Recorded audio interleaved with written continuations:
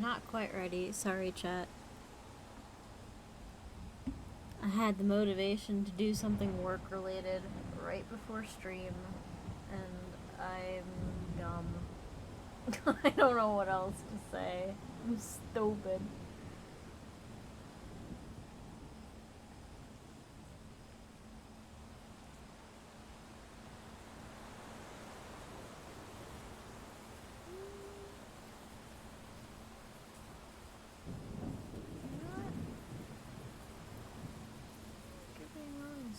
Twitch, but okay.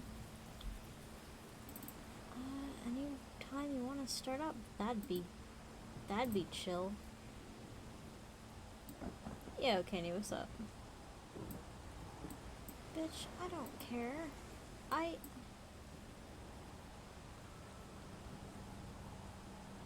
Not you, Kenny. I had fucking...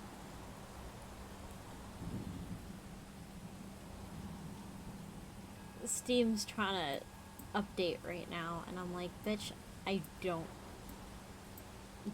want you to. Okay.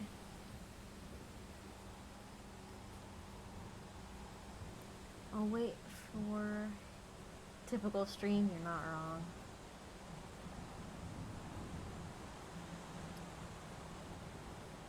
Steam! Steam! Steam! Yo, Chaos Dragoon. Chaos! I have information for you. Not tonight, but next week, if you want me to. I have downloaded the game Call of Cthulhu. Whenever you say the word man, you will be debated no longer. I am a wolf of my word. I will play it on stream. How's that? Super secret KGB secrets? It's not on stream, dog. Not on stream. Not on stream.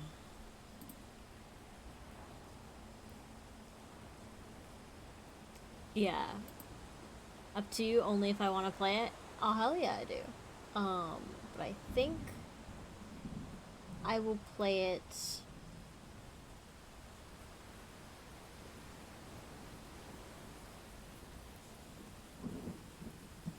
I don't know.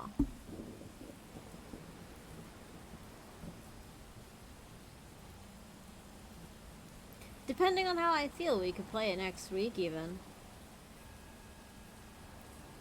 Or if, like, or if we want to save it for a special occasion, I don't know. The mods, we'll talk about it. Still Elden Ring, kicking ass and chewing bubblegum? Hell yeah. Yeah, so I think I will save the game for when, I don't know, there's a lull in things. How is Elden Ring? I've heard a bit about it. It's way too expensive for me right now. Especially since I blew a little bit of money this month already. Part of it was getting Call of Cthulhu. But I do want to play it. It's fun as hell. Dog, if you could stream it, I would watch the shit out of that. I miss your streams. I do. They're so pleasant to work. Like, it's so nice to have something in the background to work with, because the paperwork I'm dealing with is so hella depressing that it's just, it's, ugh. Why did I blow my money? I should have kept my money. Because, I don't know, because everyone's going through a hard time right now, and I don't want to be a burden, and I know that, like, I'm excited about a Cthulhu game. You seemed to be, like, really interested in it, and, like, a lot of things are really expensive for a lot of people right now, and health stuff, and personal life stuff, and I just wanted to do something to make people feel happy. So it's just 20 bucks. I have a paycheck for now. My streams are just play the game and talk to myself like I'm actually talking to chat. Honestly, that's all it's gotta be, and it's comforting to me just to be around it. Background music reminds me of the Blair Witch Project. I'll show you what the background music is. It's literally a website. It's called a soft murmur. You can literally type it in, and you could like make the rain more, make the waves more. I can even add birds.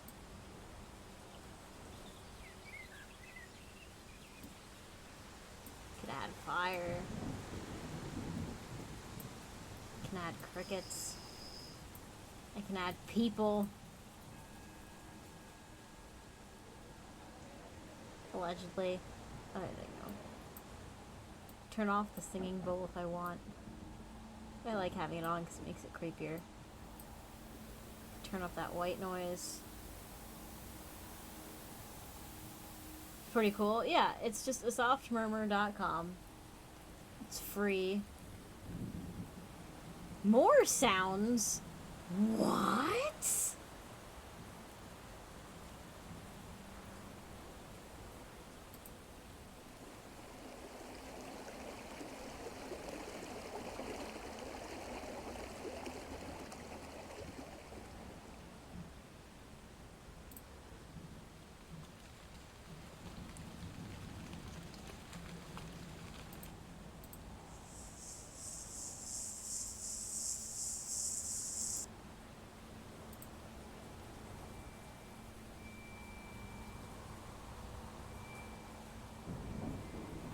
I didn't actually know that was a thing. How do I do it? Oh, I gotta register? Ah, shite. No, don't get rid of all of it. Ah, fuck me. Alright, well, chat, remind me to check that shit out.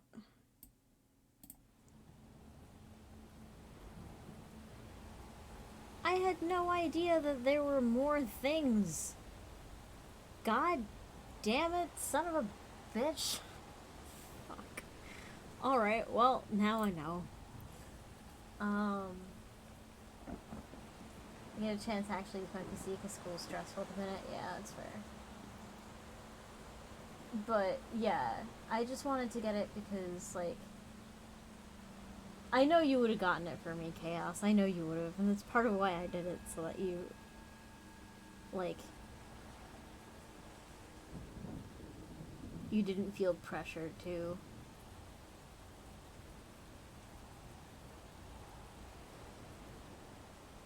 You've already been, like, so... All of you have been so generous to me. You've all been so generous to somebody who's essentially fucking crazy. And I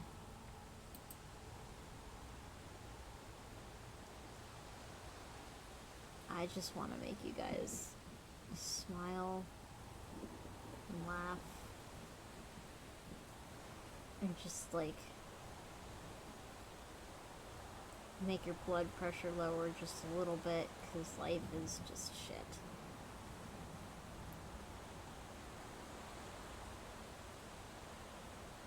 Being crazy is a good thing, being normal isn't cool. It depends on the type of crazy. It really depends. It really depends. There is crazy that makes you really insightful and cool to be around and able to understand things people wouldn't normally be able to understand. There's that kind of crazy, and then there's the kind of crazy that fucks your whole life over just because they can. And becomes a parasite off of you because reality is too much for them to deal with. And I know too many of the type of people in that latter category. Well, I knew.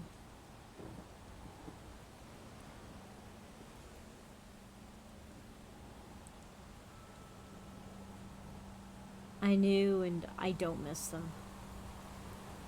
Vampires. Monsters. Just absolute shit people.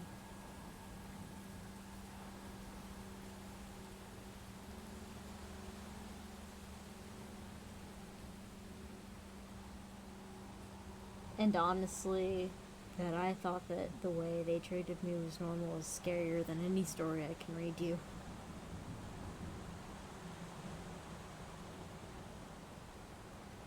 I also knew some of those people.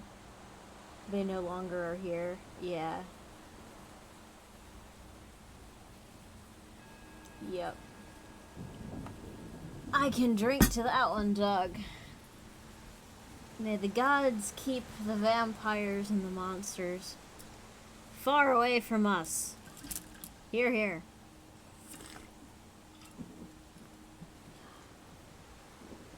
Not like the psychopathic, sociopathic, etc., the good kind of crazy. I mean, yeah. Like, I don't even know if I qualify as the good kind of crazy. I don't know, where we should put TNT? Missing person cases, but who's really looking for them? Yeah, it's just a formality. I won't tell.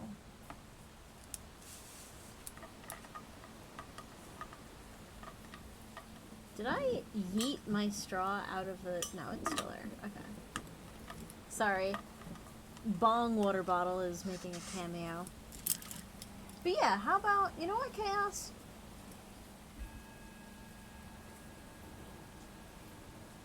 What's 4 plus 7? What's Friday?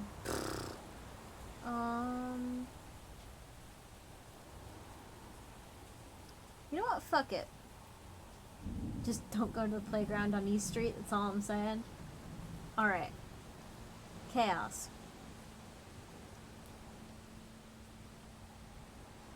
Yo, Sassy, what's up? Somebody in the... You know what? Let me email myself. We're gonna do Call of Cthulhu, the video game, next week. So, I'm writing an email to myself. Call of Cthulhu game, Friday, 3/11.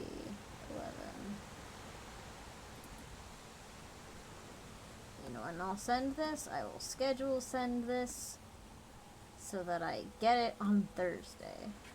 When on Thursday? Preferably not that time. Send. Alright, it's official. It's happening. Whatever you heard, Sassy did it. You can't arrest. Eating grilled cheese? Aw, grilled cheese is so good.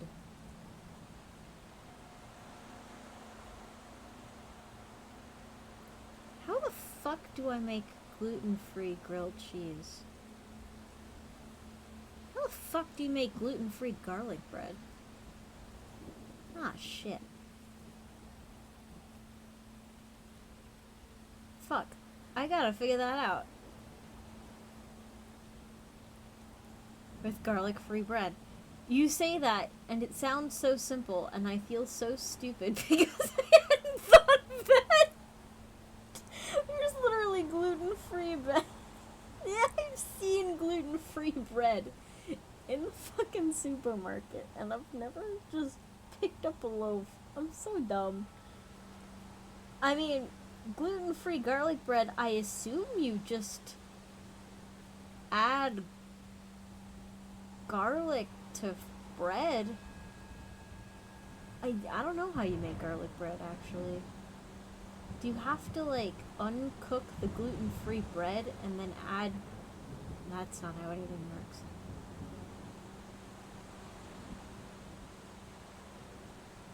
You have no idea how happy that made me. Hell yeah. Yeah, there's gluten-free... Wait, there's gluten-free garlic bread? Where is this sorcery?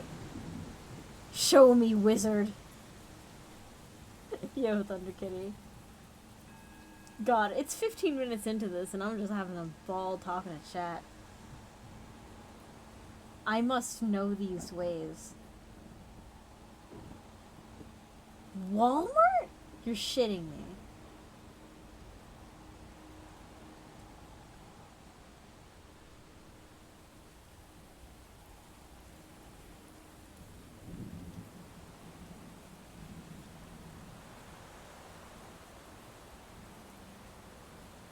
Walmart?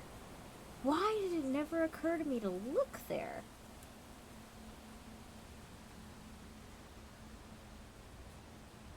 Holy fuck. That's where a friend of mine got theirs. No shit. Bruv, you can take the gluten-free bread, slap some butter on it, mince garlic on that bitch, and toast it in the oven. Oh yeah, you could do that too. It has to in the north, which is owned by Walmart. Honestly, Sassy's solution makes sense too. God, I'm so lucky I have chat. Look at y'all knowing things. I mean, we have a pretty good rolling chat, so... Are you ready for ghosts? Lazy, but it scratches the itch? Hey, there's nothing wrong with lazy. I have discovered a lazy recipe using gluten-free corn flatbread. Oh, it's like the Mission flatbread? What the fuck do you call that shit?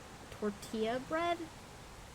You slap some, like, tomato basil Italian sauce on that shit.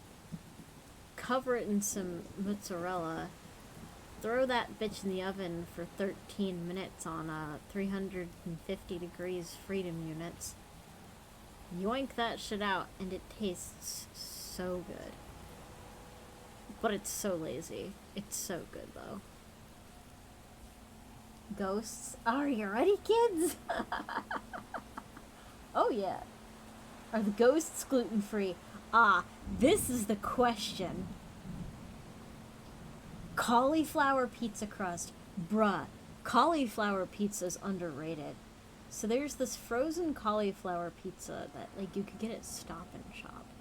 And that shit, I don't know what's in it, but I'm pretty sure one of the active ingredients is crack, because that shit is so good. It's so good. Like, you throw a pie of that shit in the oven, and, like, that's 2 meals easily. Like, you reheat that bitch next day.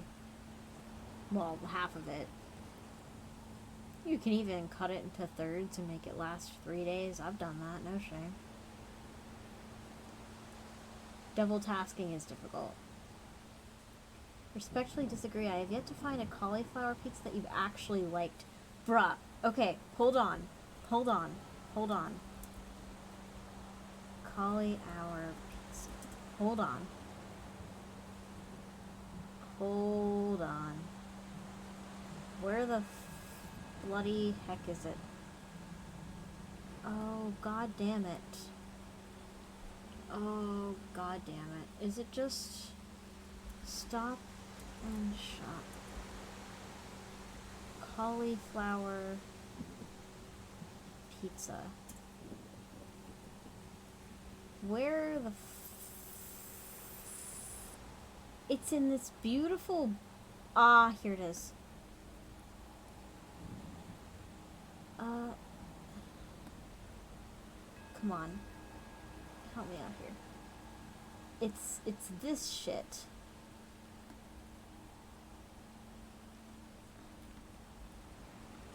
It's... Hold on. I'm so sorry. Da da da da da da da da da da da da da. Oh my god, why is it $48? Ignore that. You can get it for much cheaper than that. It's called cauliflower. Why is it keto? What? I don't recall that being on the box. Anyway, from that company,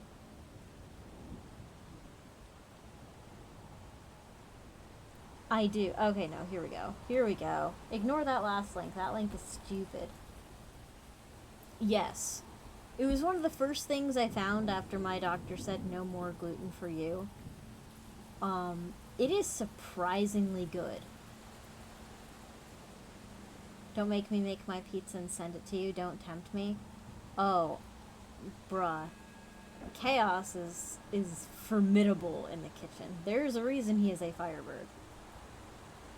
Trying to make some caching in Birdro and trying to watch a stream at the same time. Yeah, I haven't even started reading the ghost stories yet. You guys are just talkative and I'm here for it. I don't use these. Yeah, they're like...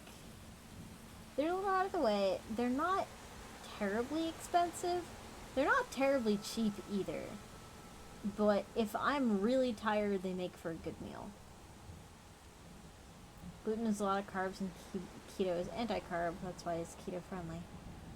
Oh.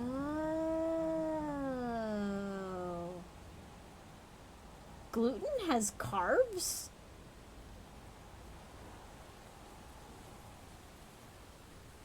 You make your own cauliflower crust. Bruh.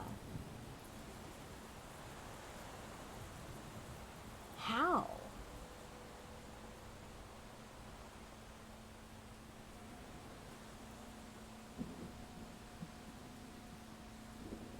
Okay, and while we're intimidating everybody's recipes out of each other. No kidding. I love how I advertised this as Spooky Story Night. Recipe my mom has for it. Ooh. It's 20 minutes in and we haven't started reading a goddamn thing. I mean, I have no regrets. Alright, chat.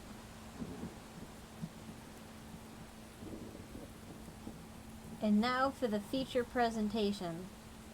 Do you want Chinese stories, Irish, Scottish, police officers, Texas, or Canada? That's a lot of choices. Just throw out what you want.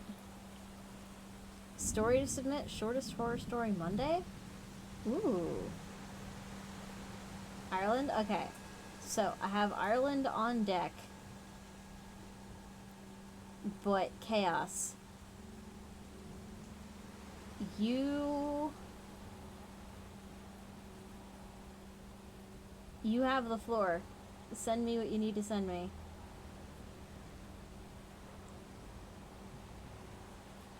Joe goes over the head and into the stands. Oh, fuck.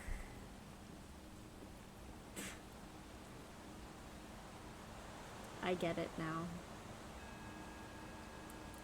Snake from the back gently tapped me on the shoulder and went, "Hey." That wasn't literal. Well, there's a reason I don't front while we're working. There's a reason. Yep. Thanks. Thanks, Snake. You couldn't give that to me 2 minutes ago? Boo. Hey, listen, I can't get them all the time, eh? I'll get my coat. No, stay a while. Please. Oh, it's not your fault, I'm an idiot. Not the spooky time again. Stage.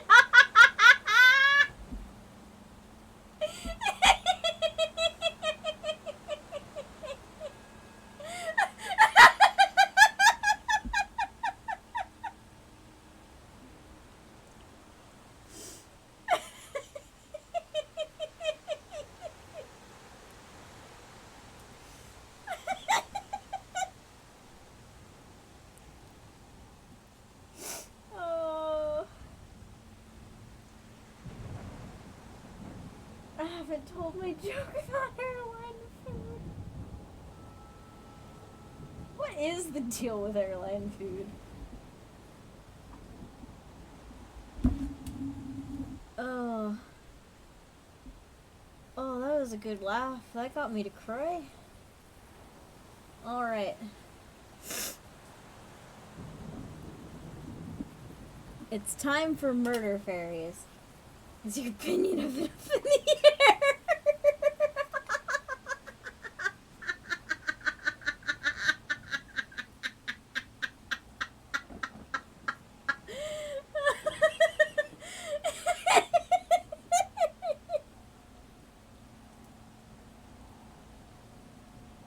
Why are these so funny to me? I'm not even high.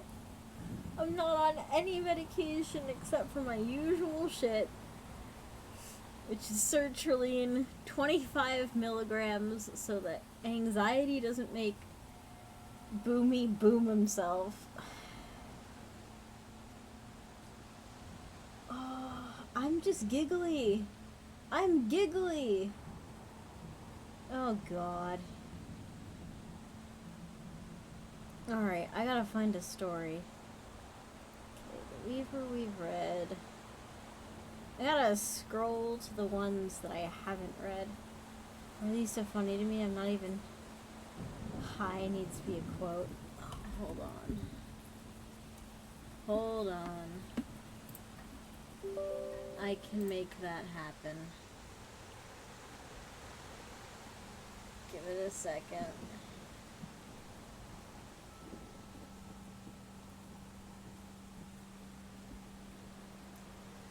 Yes, you're gonna load obnoxiously. Okay. Da da da da da da da da da da da da. Da da da da da da. Actually, let me scroll past the various Xbox controllers so much. I mean, I know how to use one.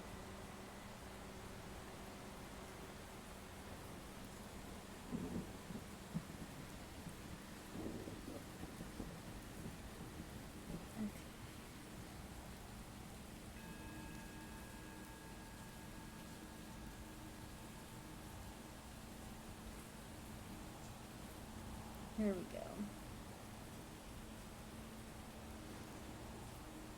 This one's called Come Home from County Louis. Why do they use batteries? Yours uses batteries?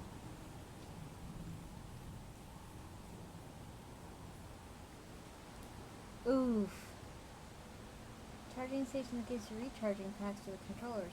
Mine is plugged in by a thing. Alright, Chaos. You should be able to add that quote now. Or I could. What was it? Quote. Add.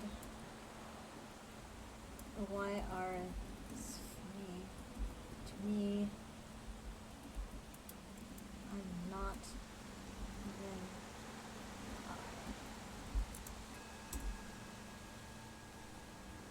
API error. Good. Thank you. Thank you. Why are you so bad at everything I tell you to do? Edit.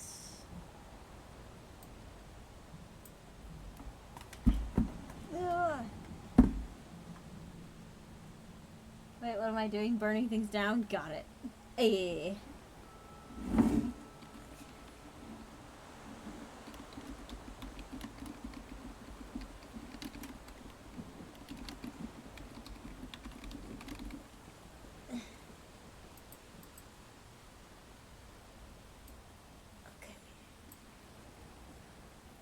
There we go. Wireless is convenient, but there are difficulties that come with them. Oof. What the fuck was that? Oh, my water bottle fell down. What the hell? That sounded... Why did that sound like a door opening to me?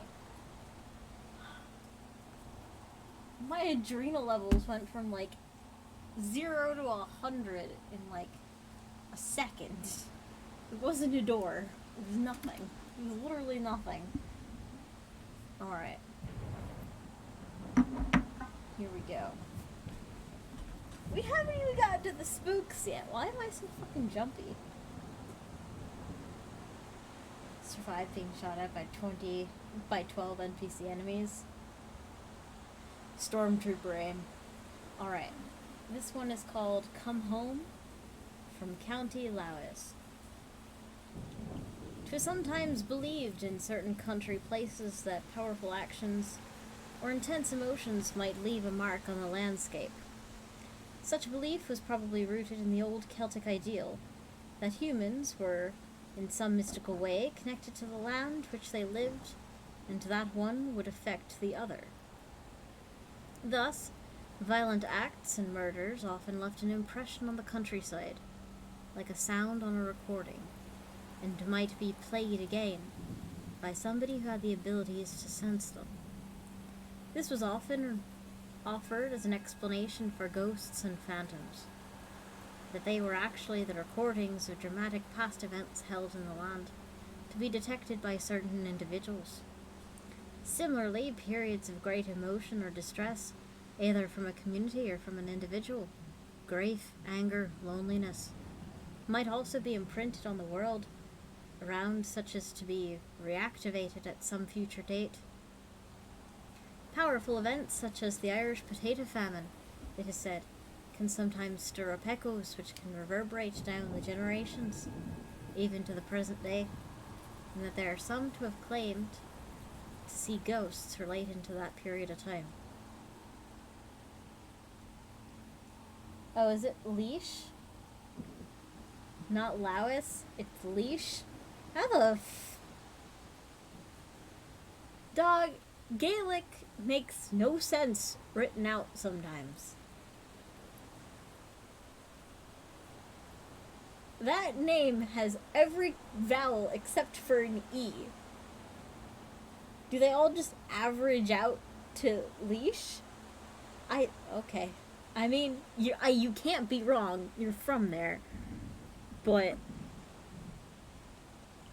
dude, I wonder why things be the way they be sometimes. I really do.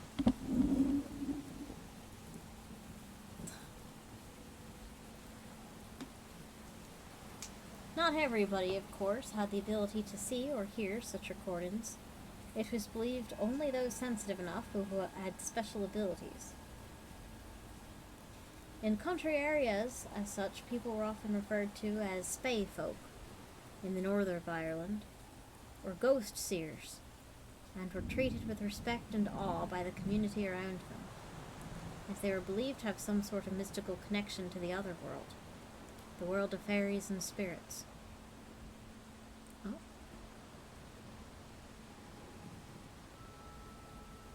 Ooh. Alright, I'll read that next chaos.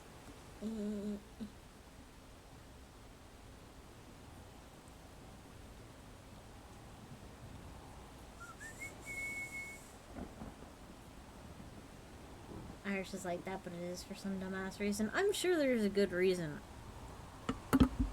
I don't know it. Indeed, their abilities were considered to be something akin to the second sight, a tradition held by some seers in the Western Isles and the Highlands of Scotland. Such visions, however, sometimes appeared to the viewer as actual events, or sometimes with an almost dreamlike quality. It depended on the temperament of the person concerned. Occasionally, however, ordinary people also briefly caught glimpses of past events, often in moments of personal stress or an individual reflection. Like for ghost seers, such visions could occur at any time of day or night, and were often put down as ghosts or daylight wraiths.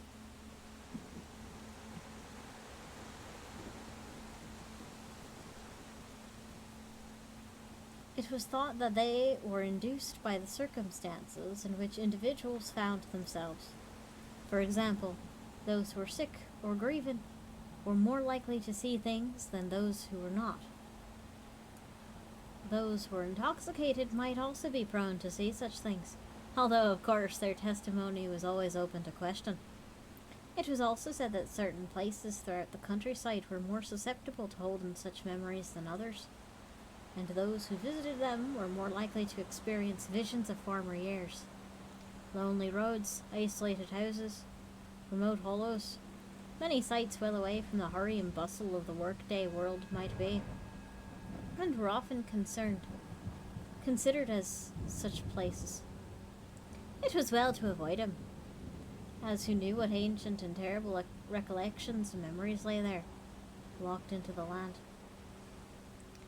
The following story, centered around such one location, is said to be true, and I have no reason to doubt the honesty of the teller. He's not a country person steeped in country ways or beliefs, but rather a man more comfortable in towns and cities. Nor is he young or gullible. He's exceptionally well educated, and with an artistic temperament which is nonetheless extremely well balanced. Today he primarily earns his living as a writer, although he worked a number of other odd jobs at various points in his life.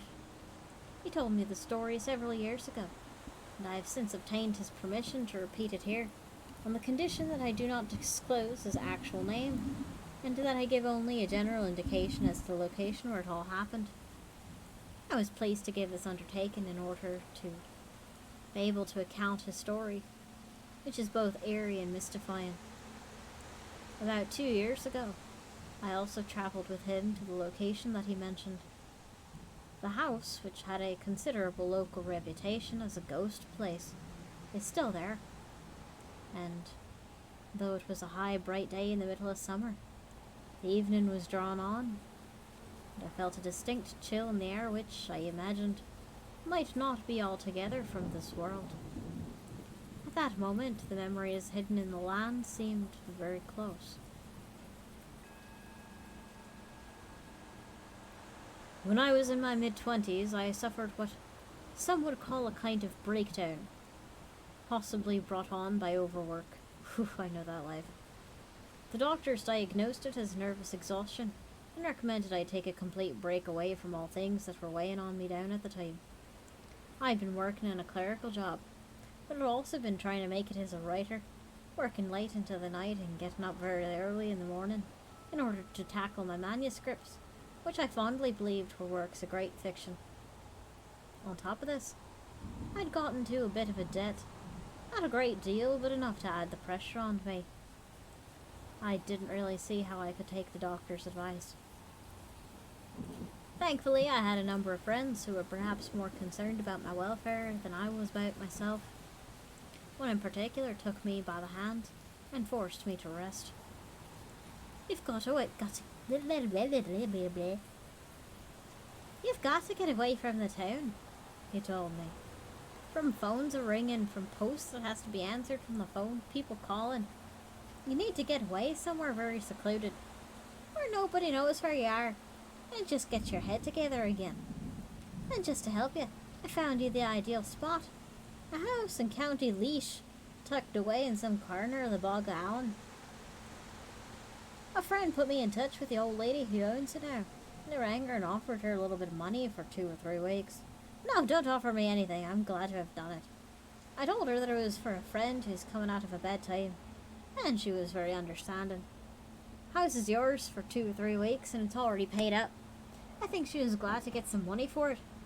She's owed it for a while, she was saying. She's had a bit of trouble letting it, for it's had a bit of history to it. Well, what do you mean by that? I asked him. He shrugged. She didn't say really. I don't really think she was very sure herself. There's some talk in the locality about being into ghost. Meh. Let's try that again. She didn't really say. I don't think she was very sure of it herself. There's some talk in the locality about it being a ghost place or some sort of nonsense. She's not from the area, so she didn't know anything about it. I think she's tried to lace it out to some local families, but they wouldn't touch it. Apparently they're quite superstitious around there. If anything, it'll help you It'll help you, for you'll not be bothered with people coming around and disturbing you. Yeah, me too. That all sounds very intriguing, I answered. Are you saying this is the place you've got me is haunted? I don't think so. This is some old country superstition. I honestly don't think you'll see a ghost, and the main point is that you'll be well away from all the pressures that you've been under recently. Use the place to get some rest. It's very isolated and should give you plenty of solitude. Not gonna question them sounds. No, that's my town. That's my tongue just being like, 404, English not found. He was right. For at first I couldn't find the place. It was isolated, all right, for it was not on any main road. After asking around for almost an hour, I was directed to a simple farm trail which led across a bog and into a clump of trees. The house itself stood on the very edge of the bog and was well hidden from anyone passing by on the road, about a quarter of a mile away. The lane that led to it was so narrow that I knew I'd never get my car up to it. So I drove down about a mile the road, where I'd been told I'd find the... what the fuck? Eyes? Simlish. After asking around for almost an hour, I was directed to a simple farm trail, which led across a bog into a clump of trees. The house itself stood on the very edge of a bog and was well hidden from anyone passing by on the road, about a quarter of a mile away. The lane that led to it was so narrow that I knew I'd never get my car up to it, so I drove about a mile down the road where I'd been told I'd find the house of a very accommodating farmer. He'd agreed to let me keep my car in his barn if I didn't stay too long, and though he was very amiable, I had the distinct impression he had reservations about me staying at the house, even if he said nothing. Leaving my car behind, I made my way back to the lane. There was nothing special about the house. It was just simply a plain two-story dwelling, built on some dark stone with a small outhouse tagged to its side, almost as an afterthought. It was a square building with a low roof which hung down over the upper windows and made the place look slightly sinister. The front door, which had once been a garish shade of red, was now peeling, as were the window frames, both upstairs and down. In front was a narrow garden which stretched down to the very edge of the bog, where it met with the lane to the main road. An attempt had been made to cut the grass and keep it tidy, but down towards the swamp in the lane the gardener seems to have given up, for long grasses and bulrushes flourished in profusion. I pushed the door open and stepped inside. The place smelt of must and damp, the reek of a house which stood empty for too long. The inside was dingy and wooden, a vast open hearth, clogged with clinker from the chimney in one corner of a narrow kitchen, which doubled as a living room, a small pantry which led to a back door out into the bog, and a narrow hallway into which a staircase descended. And that was basically all that was downstairs. Upstairs consisted of a narrow landing with a rather dangerous-looking banister, and two small rooms which served as bedrooms, together with a small, cold, narrow room containing a washstand with taps that didn't work. Water, I discovered, had to be either brought in from a small well by the back door. Oh, there was no toilet either, other than a dry toilet out the back in a little hut half hidden by bushes. There was also no electricity. The only lighting in the house was from oil lamps which the owner had left for me. So the house was very basic, but it would do for me. There was a table and a small range on which I could cook in the living room, together with a low sofa, which was slightly damp, and a couple of chairs. An old worm-eaten bookcase with a pile of mouldy books made up the furniture downstairs, 2 single beds, one for each room, together with a dressing table and a chair in both bedrooms were all the furniture upstairs. There were several cupboards in the pantry which I could store dry foods and not much else. As I said, very basic place, But then I wasn't after grander. My first days in the house passed pleasantly enough. I did a little walking and caught up on some reading. I lit a fire in the fireplace and was surprised when it burned at all. In all that time I saw nobody, nor did I want to see anybody. Though I did glimpse a figure standing, looking at the house from out in the bog. Doubtless it was someone who'd seen the smoke from the chimney and wondered if the house was inhabited. However, when I looked again, the figure had gone. I'd brought my own food with me, and my tastes were simple, so I wasn't too bothered about meals. I ate when I was hungry, and I slept when I was tired. I wrote a little, but not much. And at night I lay on the narrow bed, almost overwhelmed by the utter silence of the bog around me. Sometimes I'd hear a dog bark far away, or a bird cry out in the dark, but mostly there was just silence. I slept as I've never slept before or since. It was on the second night that something odd happened. I'd been out for a walk in the bog that day, and the leash air had made me tired. I was still getting acclimated. So I was in a particularly sound sleep, but something wakened me. At first I wasn't sure what it was. But then, as I came to, I had the unmistakable impression, and don't ask me how, that somebody was standing under my window in the patch of green that served as a garden below. I thought that somebody had just walked around to the front of the house and was standing facing the lane which led out through the bog to the main road. Whoever it was didn't move, but just seemed to be standing there. At least, that was the very strong impression I had as I laid on the bed. Dismissing it as a fragment of some dream, I turned over on the bed and began to drift back to sleep. Then from below came the sound of a man's voice, deep and sorrowful, called out in just 2 words. "Come home." For some reason in my drowsy state, I thought that it sounded very far away. I was awake again, and I thought at first that it was somebody who knew me, who'd come down and was calling to me, trying to gain admission into the house. Still half asleep, I climbed out of bed and went over to the window to see who it was. Although I couldn't raise the window itself, damp and mold prevented that. I looked out, half expecting to see one of my friends standing below. There was nothing. Just the moonlight shining on the bogland. The garden below was empty, and yet I was sure that I'd heard somebody call. Or was I? Maybe it'd all been part of a dream. I looked around from my window, resisting the impulse to go down to the door and see if there was anyone there. I went back to bed and fell asleep again. I was disturbed no further during the night.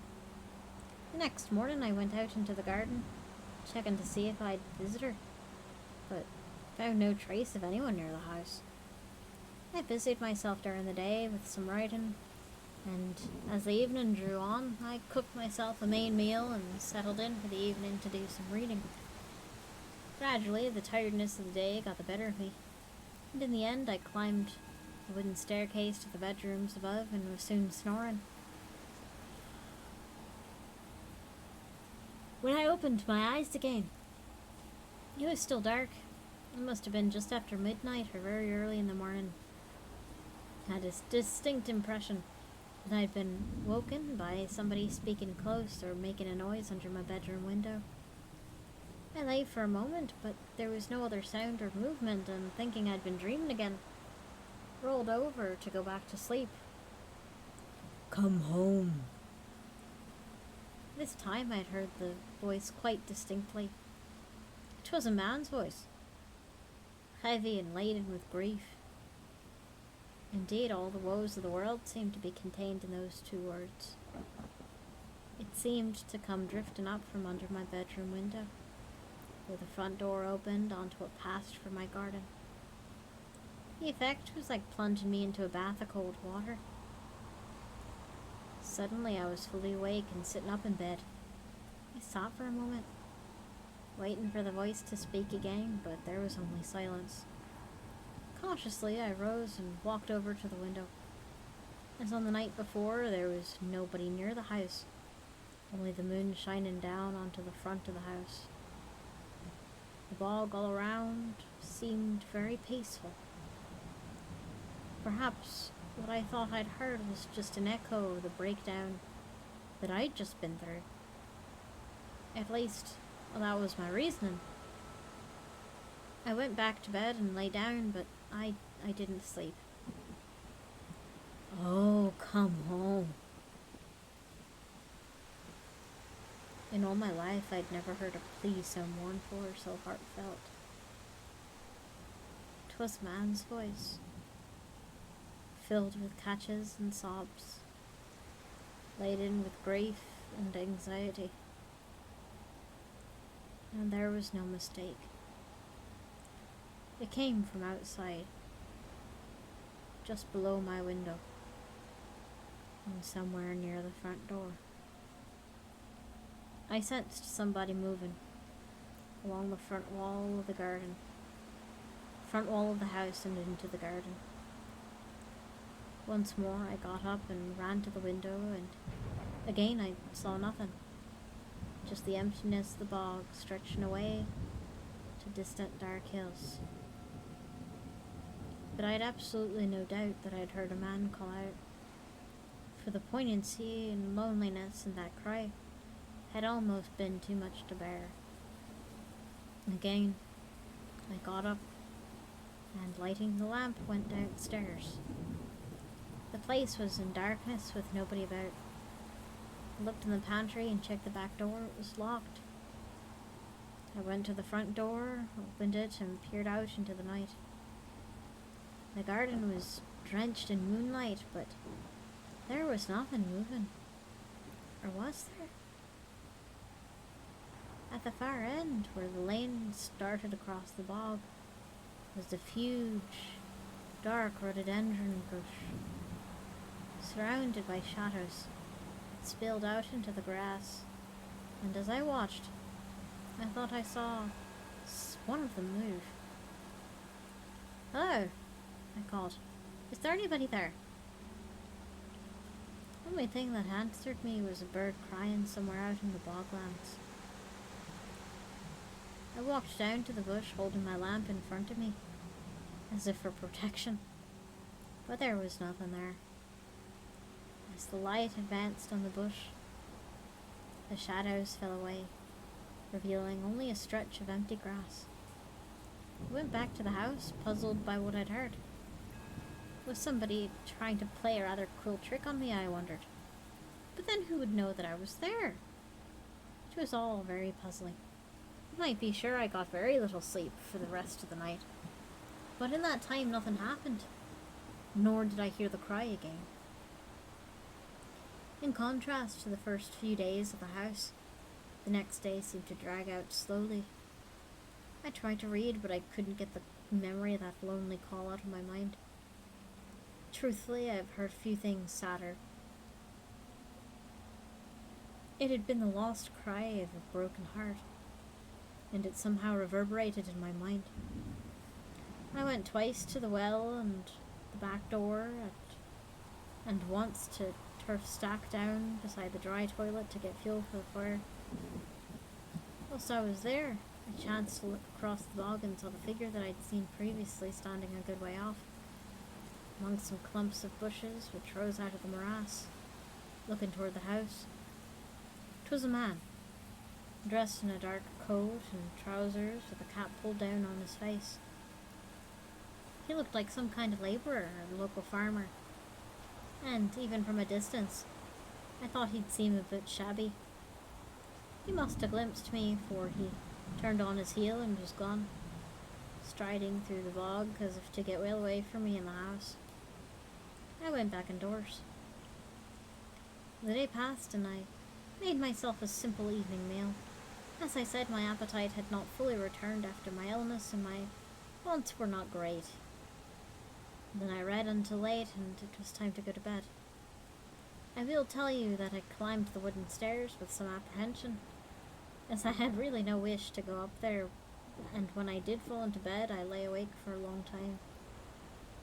Eventually, I must have dozed off. Come home. The voice, although still as grief-ridden, seemed somehow stronger and more distinct. Oh, please come home. It stirred me from a light doze. Suddenly I was awake again. Crossing the window, I looked out.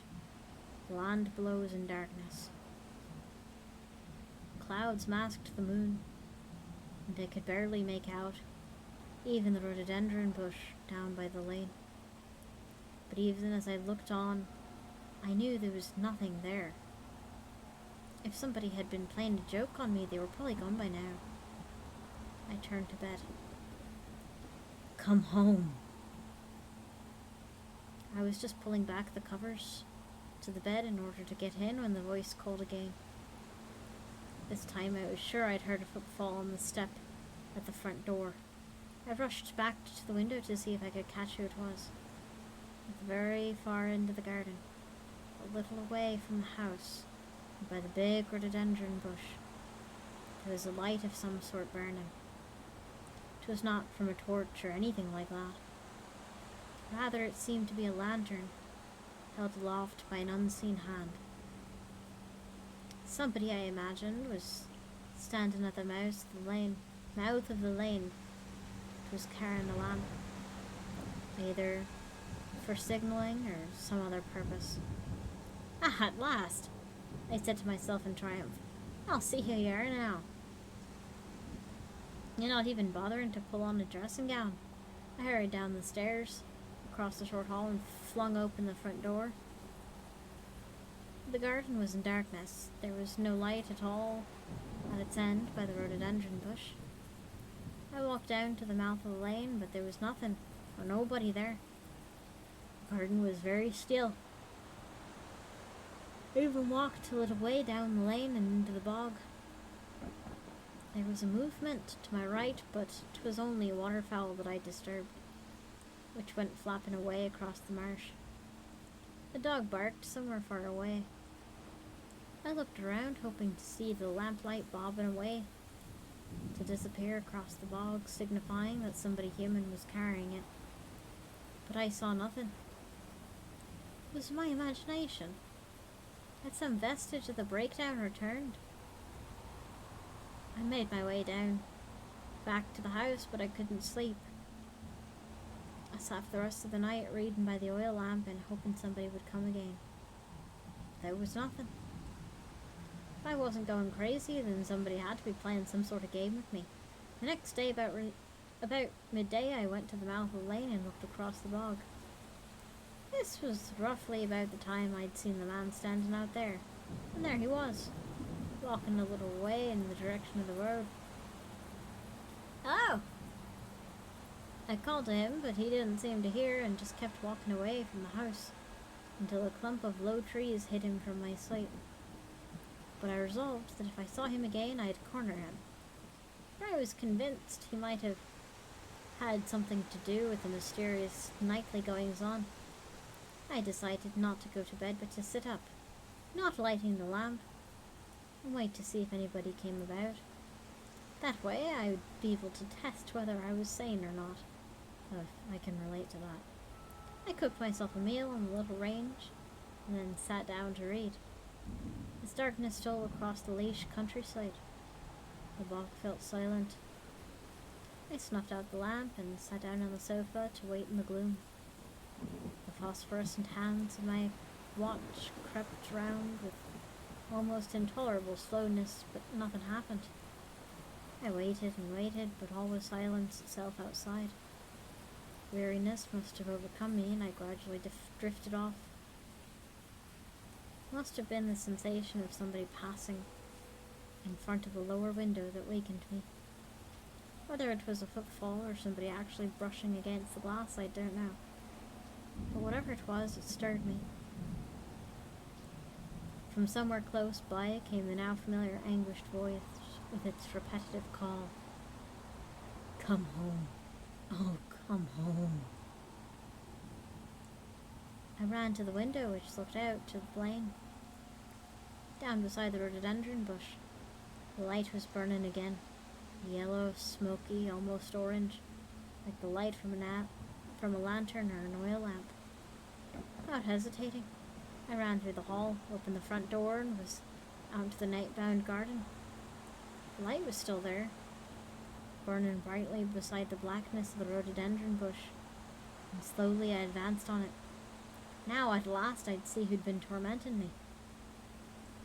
The garden was gloomy and full of shadows, but as I drew nearer to the rhododendron bush, I imagined I saw a figure standing close to it. However, it was so indistinct that I couldn't determine whether it was a man or a woman, although by its partly glimpsed bearing I assumed it to be the former.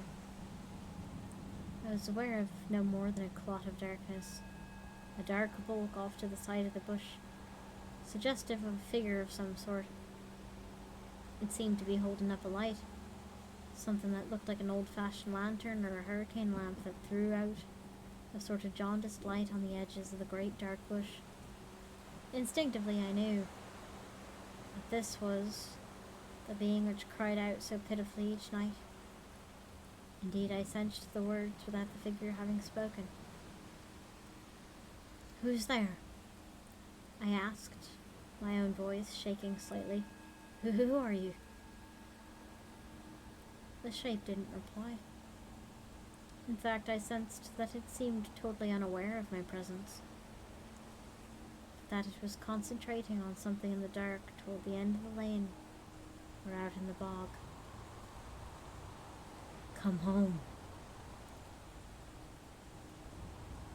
The voice drifted to me across the intervening space. It seemed echoey and far away now, and 100 other voices seemed to be mixed in with it, whispering along the edges. "Oh, please come home."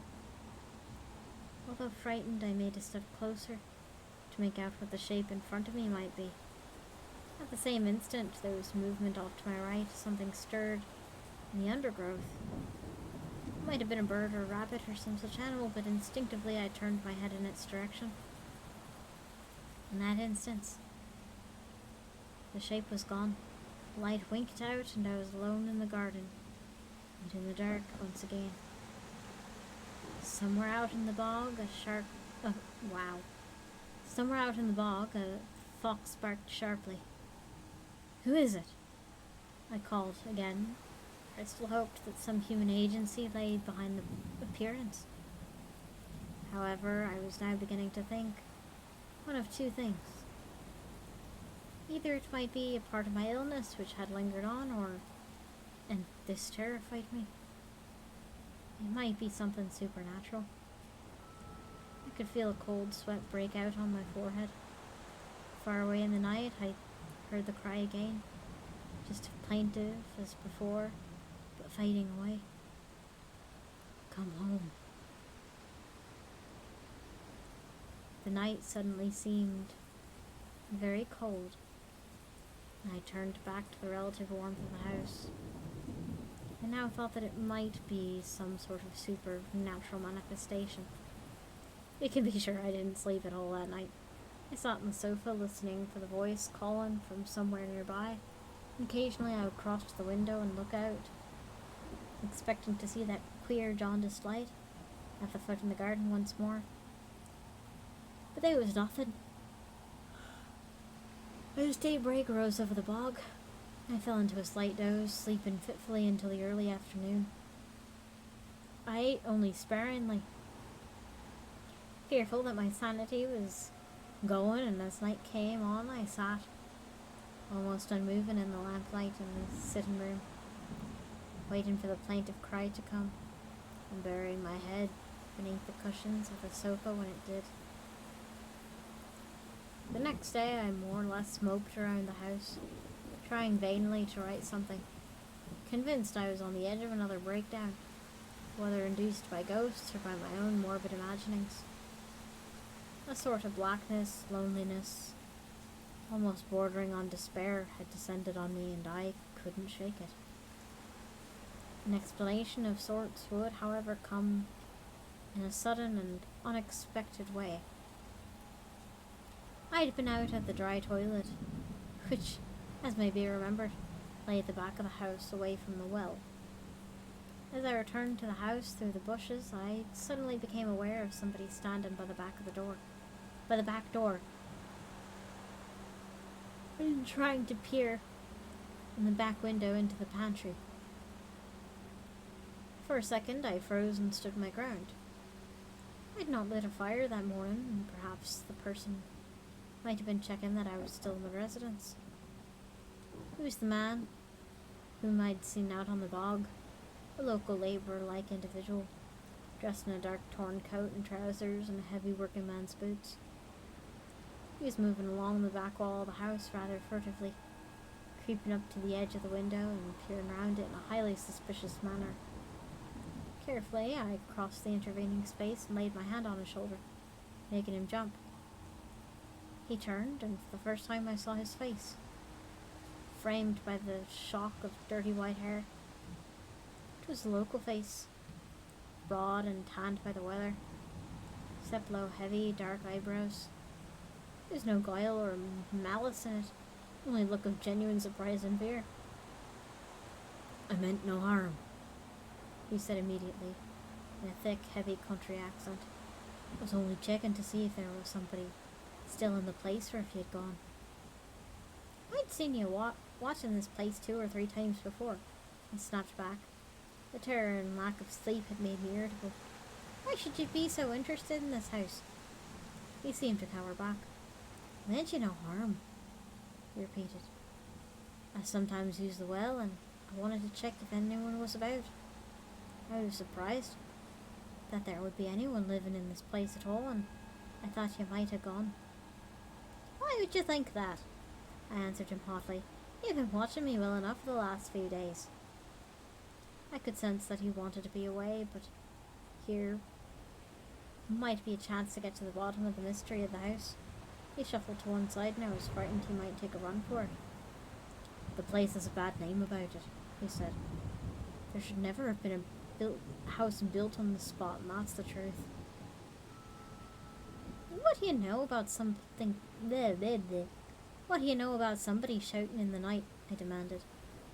"Might well have been him," I imagined. "Somebody who calls out and keeps me awake at night. Say you."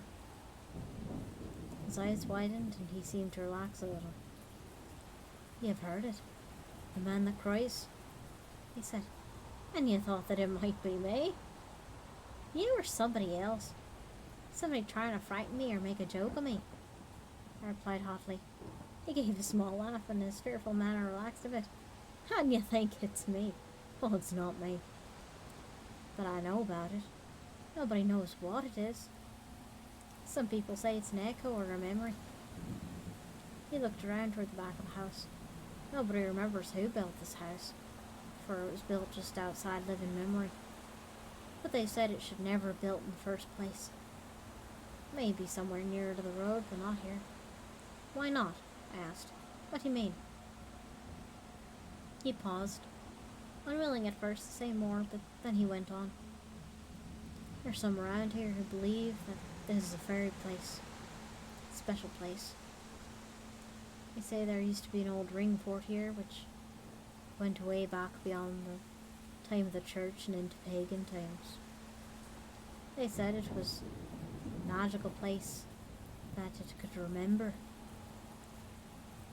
There are some that'll tell you the land has memories too, and that very special people might be able to see those memories from time to time.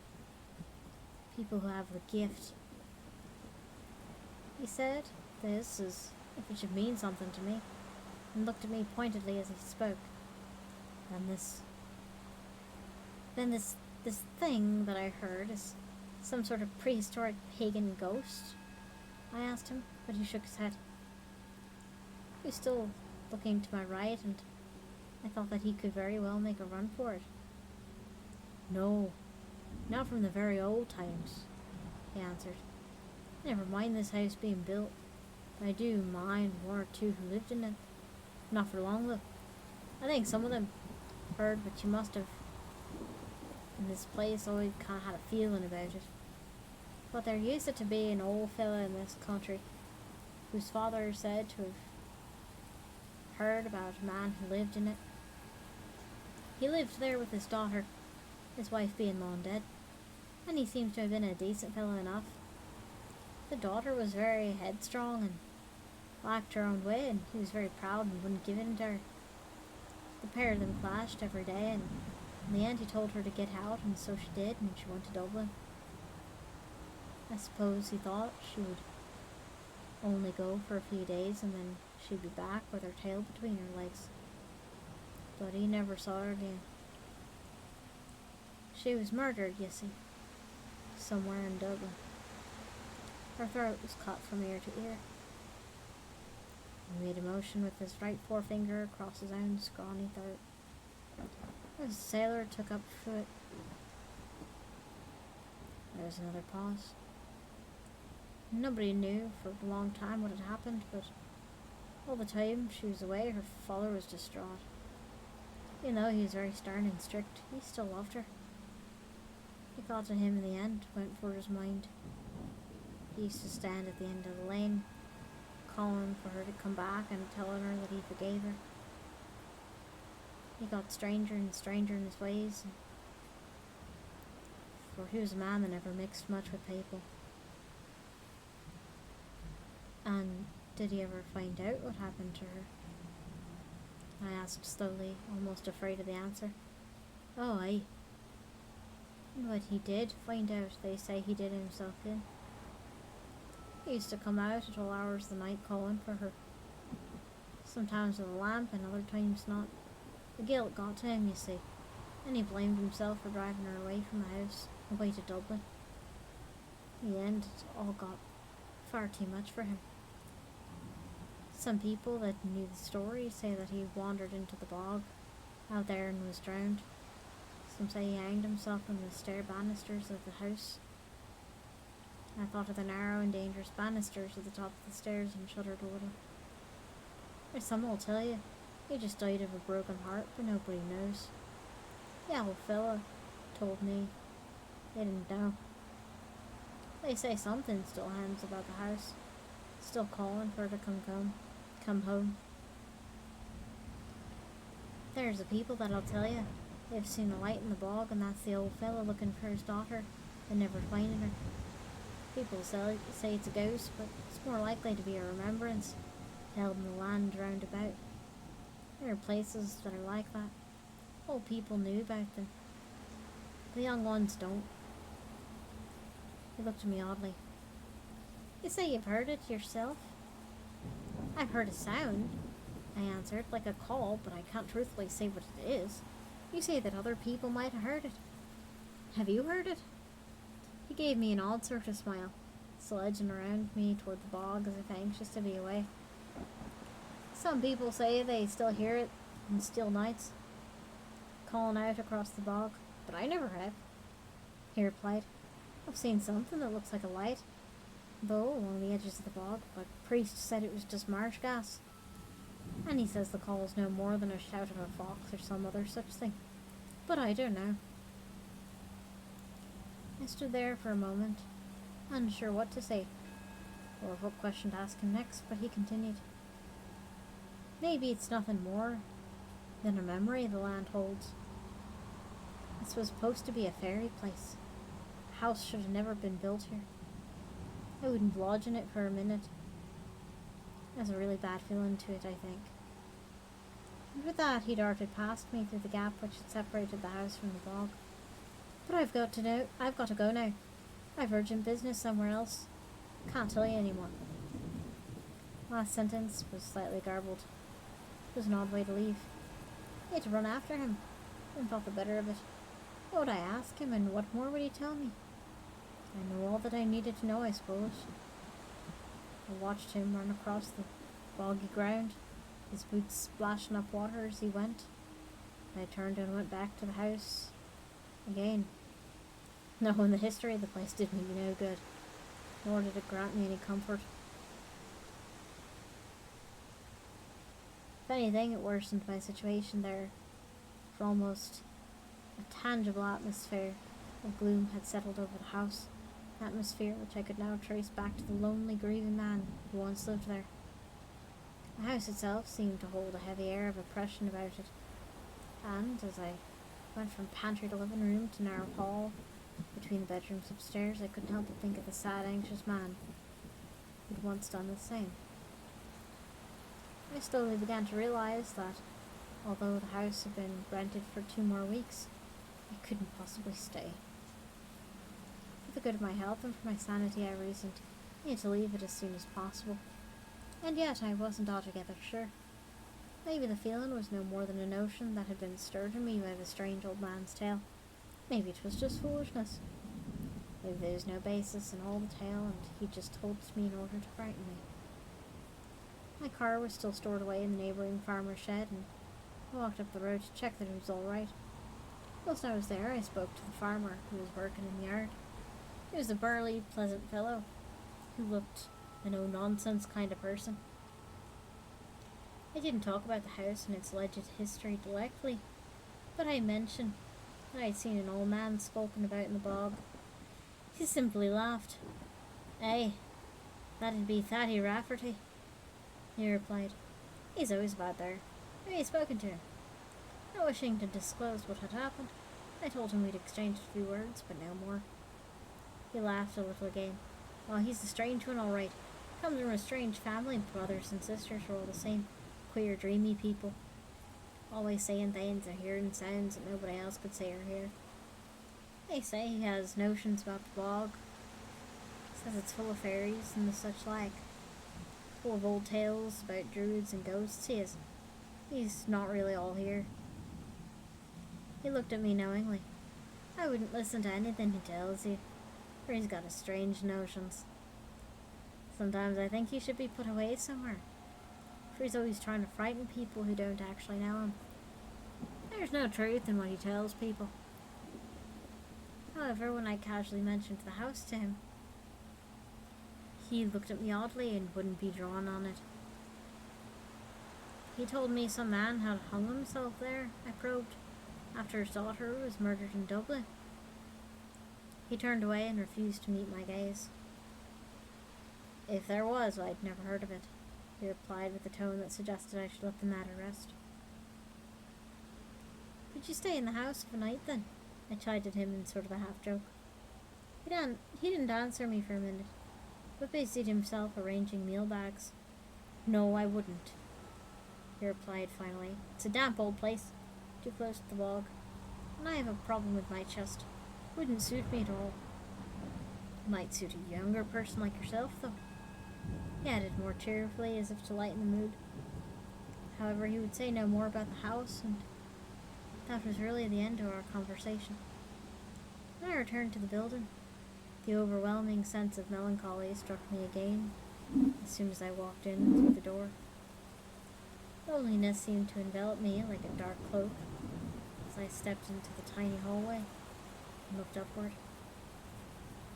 I thought for one brief second that there was a suggestion of a shadow hanging against the upper banisters above. In an instant, the impression was gone, but it lingered with me for the rest of my day. That night, the voice in the garden seemed to call slightly more loudly for the daughter of the house to come home, and the light down by the rhododendron bush seemed to burn just a bit brighter. If these were memories trapped in the land, they were seemingly getting stronger. In fact, they were now starting to overwhelm me. I had to get away from the house and from the bog. As the morning approached, I packed my things and the remainder of the food that I had brought with me. After 10, I walked up the road past the farmhouse where I'd stored my car to return the keys to the woman who'd owned the house. I simply told her the climate of the place didn't suit me and that it hadn't proved as restful as I thought, and I was going back to Dublin. I told her that she could keep whatever money had already been paid for her inconvenience. She looked at me oddly, but said nothing. I expect she guessed what happened. Then I walked back to the farmer, collected my car, and left the leash countryside behind me as I headed back to the city. House, as far as I know, is still standing on the very edge of the bog of Allen. Went back to it once, but I doubt if I'll go back again. Think about it occasionally, more than I'd like to. I wonder if the voice still calls at night. If the light's still burning in the darkness by the rhododendron bush. I know that I only saw shapes and shadows in the moonlight, but the voice, the feeling of loneliness and despair, have haunted me down years more forcefully than any ghostly vision. Maybe for all his strangeness, the old man, Fatty Rafferty, was right. What I heard and felt were no more than the memories of the land. If that's the case, do those memories still linger there? Would you go back and find out?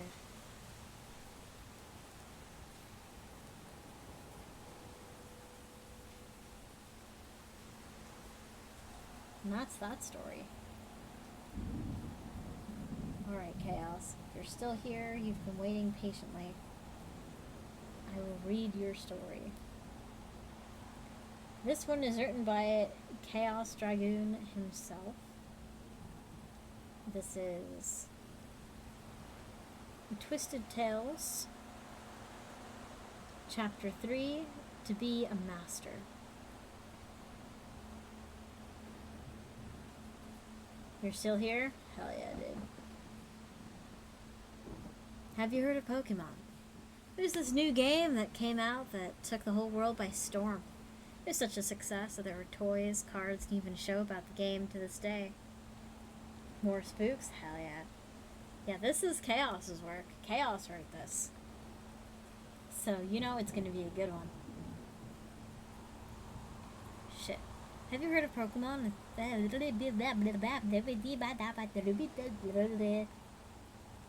wish my mouth would work.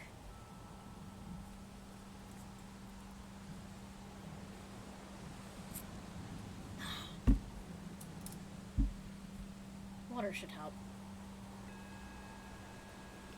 Have you heard of Pokemon? It was this new game that came out and took the whole world by storm.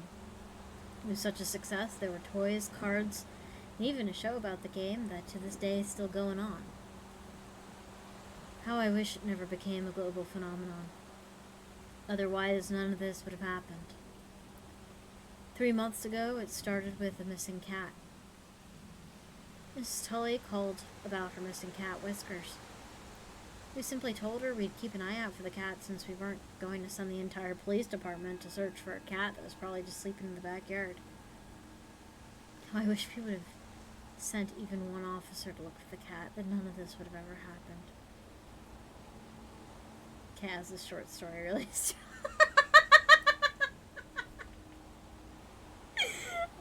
They don't call you sassy for nothing. A week went by and we all forgot about the cat. It came to mind when we investigated a break-in at the local elementary school. When we arrived, the teachers told us the back door was wide open with the glass broken. We searched and found nothing, but we were told that one of the class's pets were missing. Guess instead of a bunny or a fish tank, the class elected to have a pet rat. We told the teacher we'd keep an eye out for the rat before we left. The thought of Mrs. Tully's cat came back into my mind. I asked one of the officers if they'd heard anything from Miss Tully or her cat. The officer informed me that she'd called again to see if we had anything. Then got a call from her son saying Whiskers came back. I nodded and totally forgot about the pet rat. We went back to our usual routine of stopping speeders, people who like to drink in public, those who didn't know how to use their turn signals.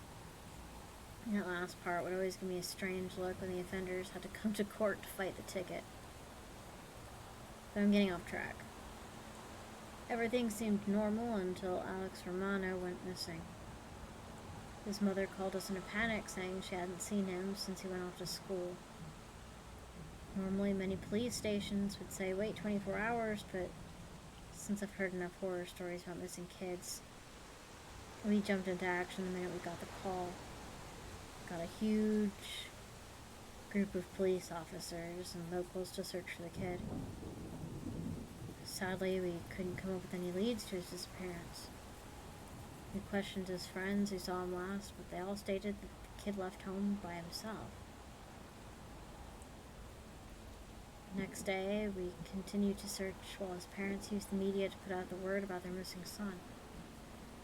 If I'd known what I know now, all of this could have been stopped. Could have prevented all of this. However, we didn't know what was really happening within the shadows of this fucking town. But we would soon find out after Jessica Jackson suddenly went missing, a week after Romano went missing. We concluded that there was somebody taking people and doing God knows what to them. With 2 people now reported missing, we increased our efforts and even called neighboring counties to help us with the search. We came up with nothing. I had a gut feeling we'd find 2 dead somewhere in a ditch. To God, I wish we could have found them like that. As horrible as it sounds, what really happened to them was far worse. While we continued our search, we still had to do our daily duties. That's when Danny Sullivan was arrested. It was a month after Jessica went missing. Danny Sullivan was a mid-30-year-old who worked at the local elementary school as a janitor. He was well known in the community and was at every fundraiser, every town hall meeting. He was even the first man to help with the search for Romano and Jessica. He was also kind of a man-child, wearing cartoon shirts and talking about the latest cartoon on TV or anime he was currently watching. So when Danny was arrested for DUI, we were all worried. Last time he was arrested like this was when his wife left him. She just up and left without a word. But then she was reported missing by her parents. Of course, Danny was a suspect, was later dropped when his alibi checked out. Nothing came about it and the case went cold. I'm still kicking myself for not looking closer into this. Danny was placed in a holding cell until Monday, when the courts would open again. In booking and placing him into a cell, he went on about needing to collect them all. I laughed a little, knowing he was still into Pokemon, and figured when Pokemon Go came out, it must have sparked some nostalgia in him. Hell, it did with me for a few weeks before I'd lost interest in a ton of data. Figured his drunken stupor he was trying to catch some rare Pokemon on the app. Just told the arresting officer to let him sleep it off and he'll be fine in the morning. It all came to a head when we got the call that would change our lives forever. It was a Sunday afternoon, and a local storage facility called us in a panic saying we needed to get down there immediately. I figured it was some kind of fight since Sundays are their auction days to sell off units that have deferred on payments. So I headed over there with 3 other officers just in case, since last time I got popped in the jaw. We met the owner, who was white as a ghost. He began to explain that one of the units had an awful smell coming from it. He used his skeleton key to open it but before he had finished, he stopped and handed us the unit's key and told us to have a look for ourselves. When we left, I heard the owner start to vomit. I looked at the other 2 officers and prepared ourselves for the worst. We weren't prepared for what we found. We slowly walked toward the unit in question, and I instantly recognized the smell of death as we reached the unit. My partner slowly opened the unit, and I instantly vomited at the scene before me. The unit was one of those industrial styles of units that could house a damn apartment. Inside was the most gruesome scene. Large shelves lined the walls of the unit with what I can only describe as a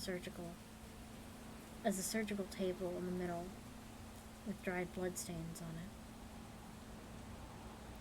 I placed my shirt over my nose and mouth to try to counteract the smell inside. All three of us walked toward the shelves, and that's where we found more gore. All of the shelves have a painted number on the wall behind them. While my partners called dispatch, I started the shelf with the number 1 painted on the wall. It was a dead frog with what looked like a rosebud stitched to its back. Instead of its ruby red color, the rose was painted green. This discovery alone made me instantly know what this was. A twisted Pokemon collection. Numbers 2 and 3 had nothing in them. Number 4 had a carcass of a salamander, with what looked like its tail burned, since its scaly skin was charred black. 7 had a tank with a small dead turtle inside. Probably died from poison, since somebody painted its skin blue. Number 9 held a horrific sight. A large tortoise lay on the shelf, dead. Its skin was painted blue like the other turtle. That wasn't the horrific part, though. 2 metal pipes were drilled into its shell. Each had dried blood splattered on the tortoise's shell and pipes. Looks like some sadistic fuck had hammered the pipes into the shell. I continued down the shelves and looked at all of the abominations that were housed there. Number 15 had a queen bee that was stapled to a board, with sewing needles pushed into its sides to replace its arms. 16, 17, and 18 all had different sized birds. The feathers spray painted to look like their Pokemon counterparts. I noticed their wings were broken to keep them from flying away. I vomited again onto the stone floor. I composed myself and continued down the shelves. I found the elementary school's pet rat. It was under number 19.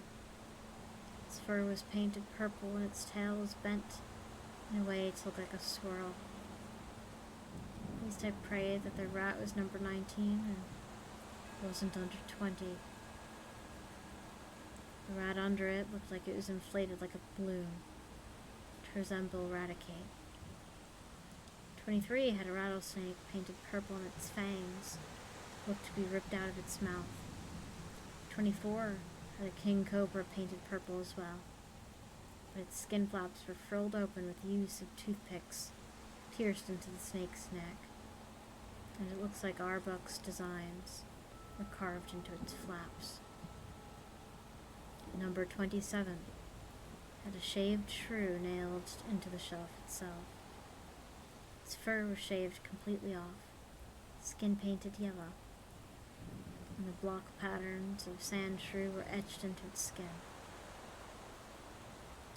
Before I could move on, one of my partners called me over to a shelf with the number 52 painted on the back wall.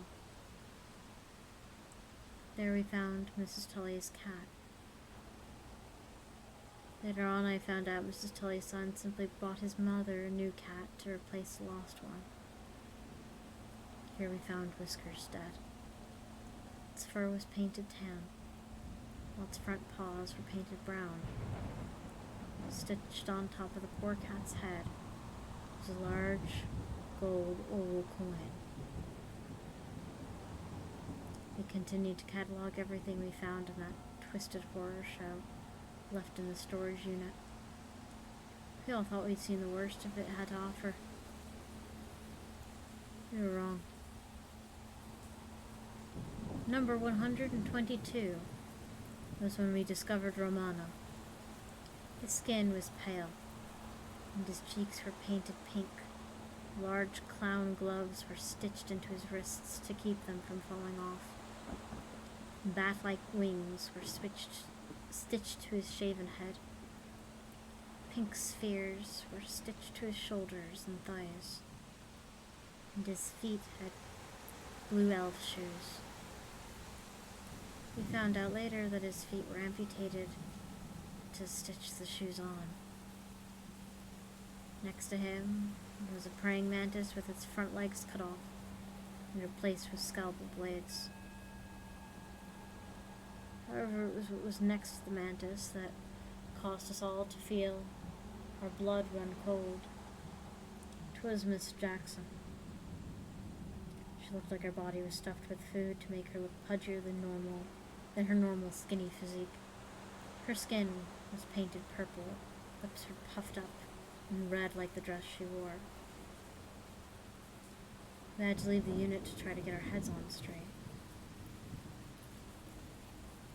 Once we calmed down a little, we called the forensics team, who documented everything we found. While they collected the horrors within, the other two police officers and I questioned the owner, looked into the records, and discovered the name on the unit was Tracy Sullivan, Danny's ex-wife. We went back to the station and interviewed Danny, who is sober now. We asked him about the unit in question, thinking that maybe he had let a friend use the unit, but what we found was far more disturbing. When we told him about what we found, he cracked a smile and asked us how he liked his collection. He then started rambling on about how his collection of original Pokemon were almost complete. He went on to say once done, he could work on the next set, and the next set, and the next. He was salivating at the thought. And that's when we all saw his true colors. His normal, calm domineer was a facade for his true sadistic nature. He told us he would be the first true Pokemon trainer and would go down in the history books. We all felt a chill go down our spine as he continued to talk about his collection. After his confession, he was arrested, now sits on death row for all the countless murders he's committed toward the animals he tortured. Everything got worse as more information came to light about Danny and how he created his abominations. The forensics team told us there were no sedatives in the unit, which meant Danny operated on his victims while they were still alive. I unfortunately had to tell Romano's parents what had happened to their son, while one of my partners informed Mrs. Jackson's husband what happened with his wife. Now I'm sitting here contemplating my next move.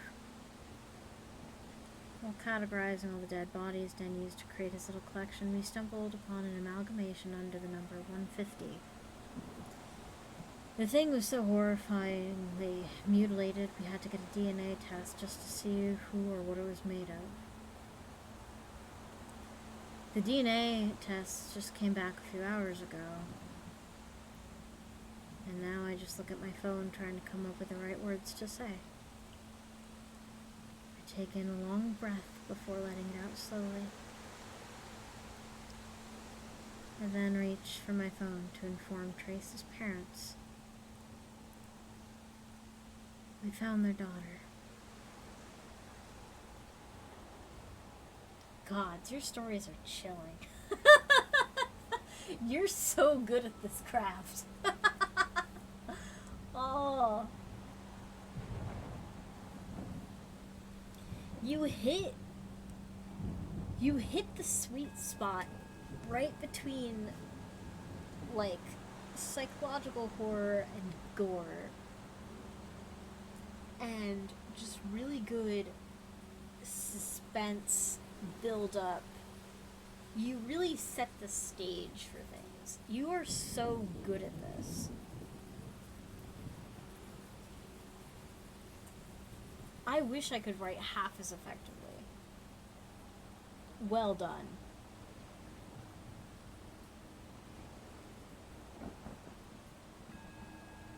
Dun dun dun.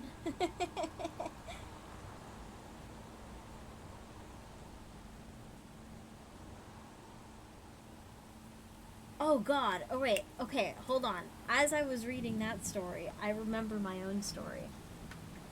Trust me, I write better than you do. Bullshit.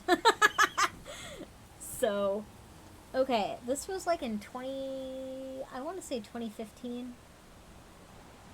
Back when my friends cared about me. Um, IRL friends. Then those two. I had two best friends. One was a boy, one was a girl. They fell in love with each other and insert can you feel the love tonight. Anyway, I was abandoned. Yeah. It is what it is. Back when your friends cared about you. I know you guys care about me. That's never been a question. Um so it was the beginning of their relationship. I still remember their names. I'm not gonna dox them. And this was when Pokemon Go was like blowing up. Like everyone was obsessed with Pokemon Go. I didn't have the app. I don't know. I was already fucked up in the head. I had 99 problems and trying to catch them all was not one of them. I was tripping balls from PTSD. But we went out one summer night to get ice cream. Us three. And, you know, it was a nice night. Fireflies and all that. And we take a walk as we're eating. And both of them get a ping of like some Pokemon station. 99 problems and money could solve 75 of them, right? They were getting the signal from this wooded area. I wouldn't say it's the woods, but like it wasn't. It was definitely out of the way. It wasn't lit. The sun had been down for a few hours by now. It was like 9 o'clock at night. There was this active beacon coming from what was essentially the void of the map. And the two of them were like, oh, I kind of want to go and I kind of want to go. And I looked at them and I was just like, are you insane? That is so totally a trap. There is no way that that's safe. You should not do that. That is so not worth it. Like, what do you think? Your little friggin' flashlights on your phone is gonna light that up? Like, how the hell? Like, you have no idea what's gonna happen to you guys. You are two kids. You could not pay me to go in there. Like, this is dumb. You should not do that. Like, think about it. Somebody set that lure. What makes you think this is a good idea? There's an actual creepypasta story about that. It wouldn't surprise me. And, like, they seemed really tempted, and then they kind of went, yeah, you're right. And, like, we finished up the night, we went home, everyone was safe. But, like, I still think about it. I was just like, dude, if I weren't there, you chuckle fucks might have actually gone in the middle of the woods, and goddamn, I have no idea what the fuck you were gonna find. I'm sure it wasn't some nice bunny rabbit family playing friggin' Pokemon Go. If it were, I would eat my hat. Yeah, there were a lot of horror stories in the in the event of Pokemon Go. There were people who had followed off cliffs. They were like, it really demonstrated the depths of human stupidity. And I say that in the nicest way possible. It's just that people are very easy to trick and very easy to tempt. And there were not a lot of defenses against Pokemon Go. Pretty sure furries exist back then. Furries are, I believe furries are, date to at least the late 2000s. I'm pretty sure they existed as early as 2009.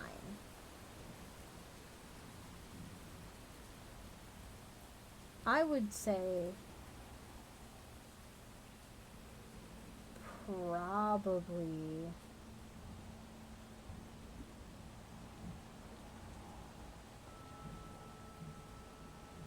probably much earlier than that. I don't know. That's a good question.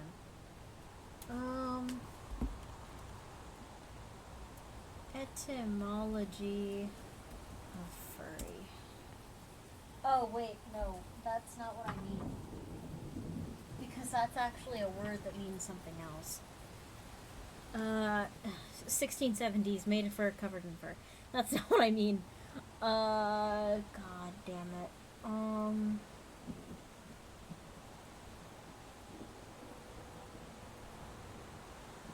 How do I look this up? History of furries. Could have been a nice bunny family there. Yeah, potentially. Has its roots in the underground comics movement of the 1970s? Oh.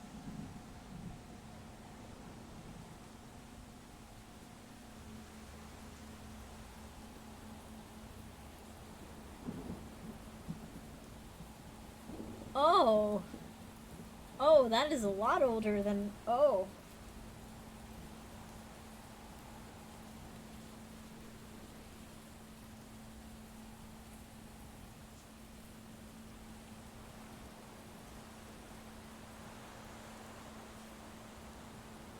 Oh, that's a lot older than I thought that was. Oh. I don't know whether to be fascinated or disappointed.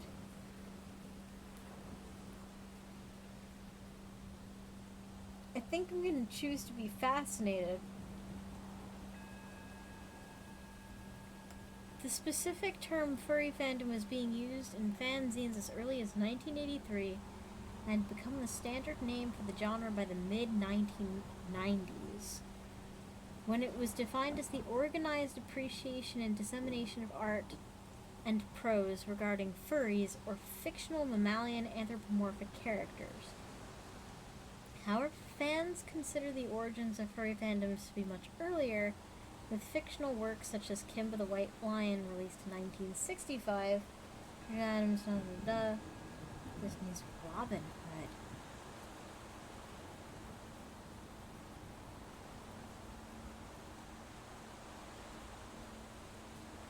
Internet news group discussion in the 1990s created some separation between fans of funny animal characters and furry characters, meant to avoid baggage that was associated with the term furry. During the 1980s, furry fans began to publish fanzines, developing a diverse social group that eventually began to schedule social gatherings. By 1989, there was sufficient interest to stage the first furry convention. It was called Conference Zero. Next decade, the internet became accessible to the general population, became the most popular means for furry fans to socialize. The news group Alt-Fan Furry was created in November 1990, and virtual environments such as MUCKs also became popular places. Oh, wow.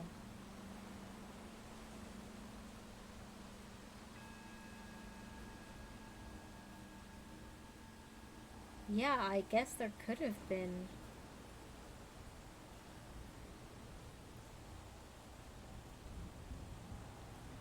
There could have been a Happy Rabbit family.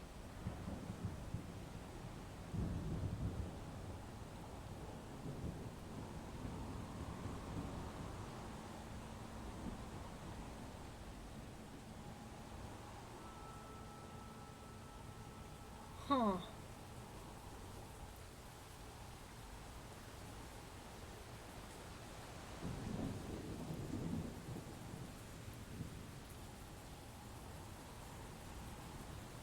Huh. Wow. Hmm. That. Hmm.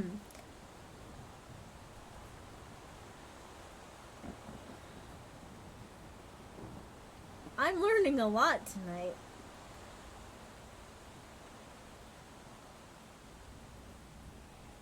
I figured it was a fairly old thing. I just didn't realize it was that old.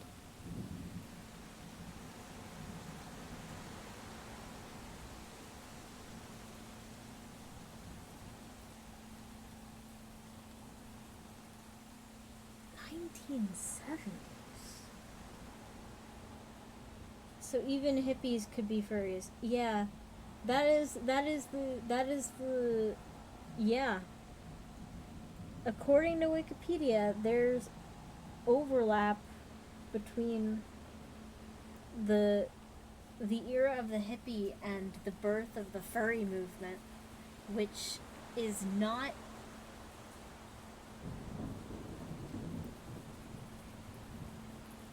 that was not a reality I thought I would be contemplating tonight, but here we are.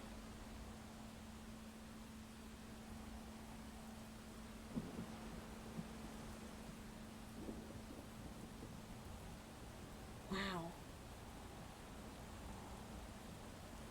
I mean, don't get me wrong, I'm not anti furry or anything. Like, I'm sure that there are fantastic people who are furries. I'm just not. I'm not.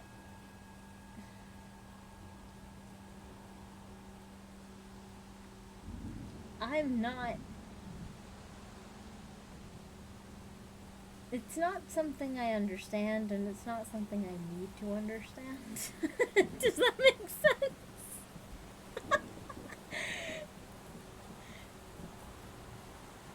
Oh boy. I'm just imagining tie-dye furries like tripping on LSD. Is LSD a 70s thing or a 60s thing?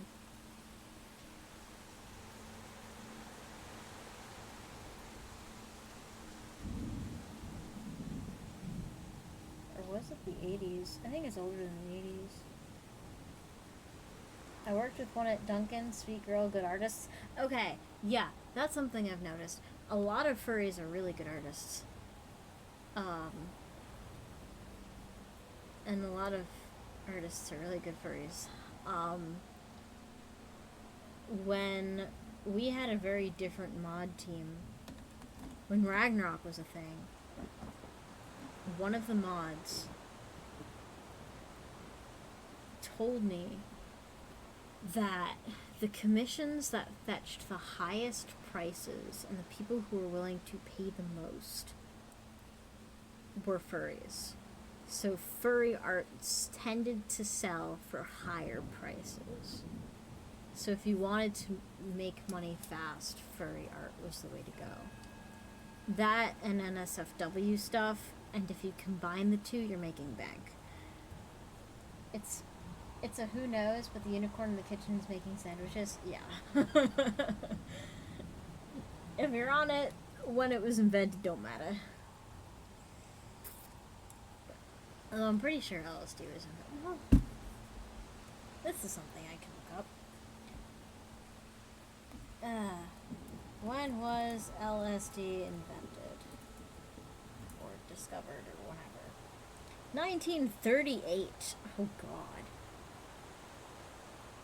Synthesized in 1938.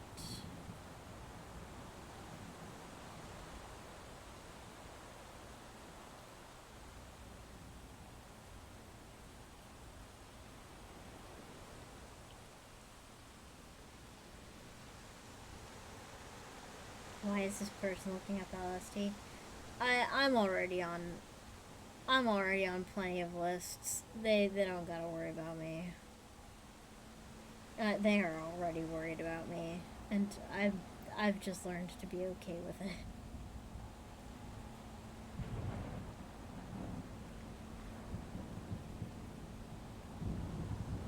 The dude who invented LSD died at the age of 102? Damn. Well done, dude.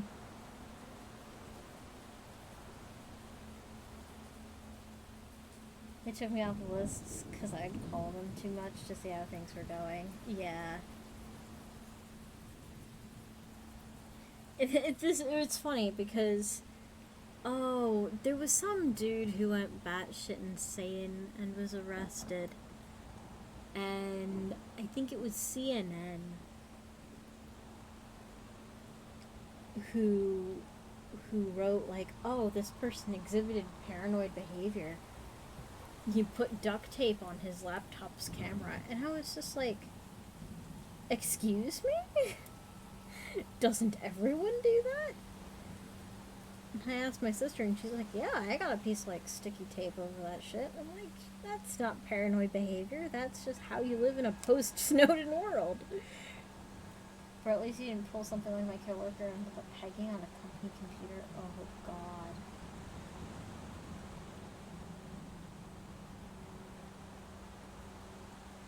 I don't want Skynet to see what I'm doing. I mean, I'm not always dressed where my computer is. Okay? I don't need Stanley, the FBI agent,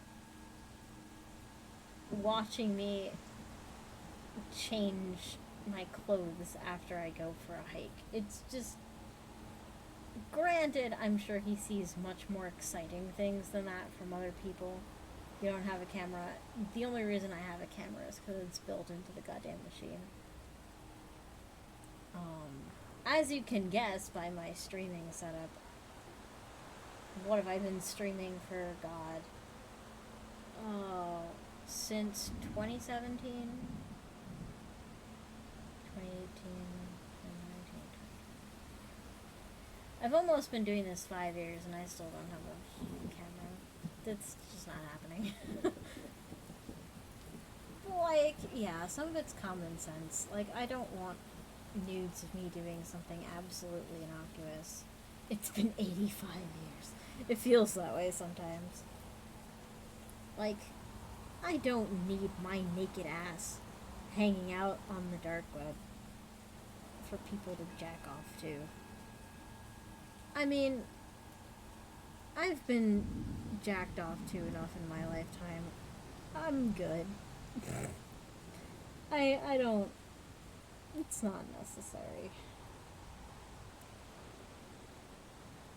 The history of Ragnarok is a dark one. It's just peace of mind at this point.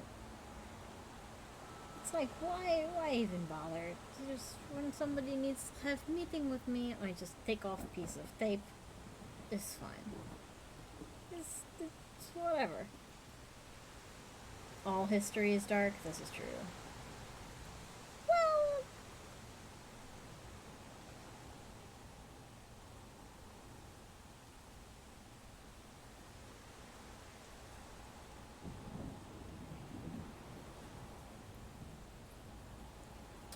you see, now I'm sitting here trying to think of counterexamples.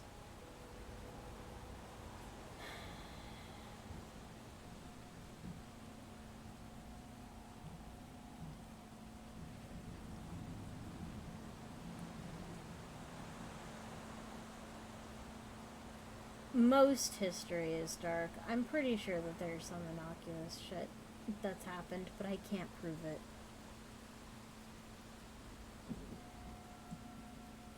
Well,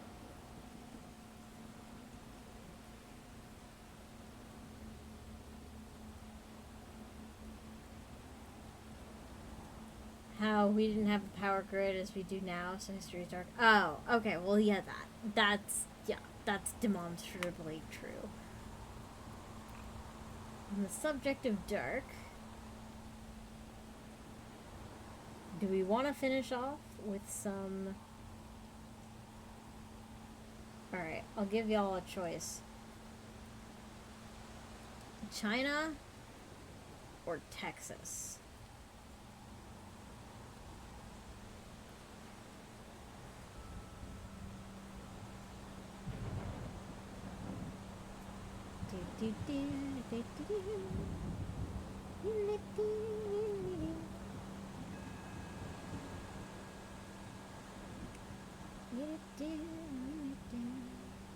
And then we'll do Call of Cthulhu next week.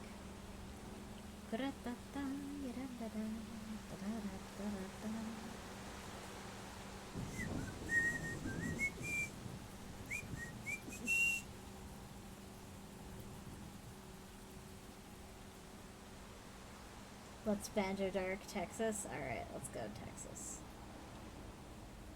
Like I said, as I clicked on New York. Okay, there we go.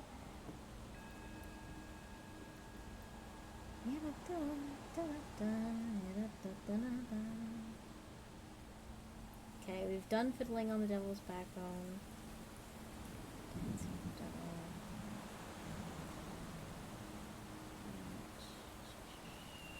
Texas, sweet.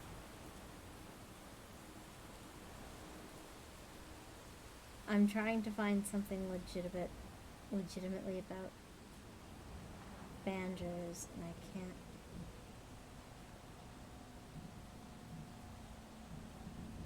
Easily do it. Let's do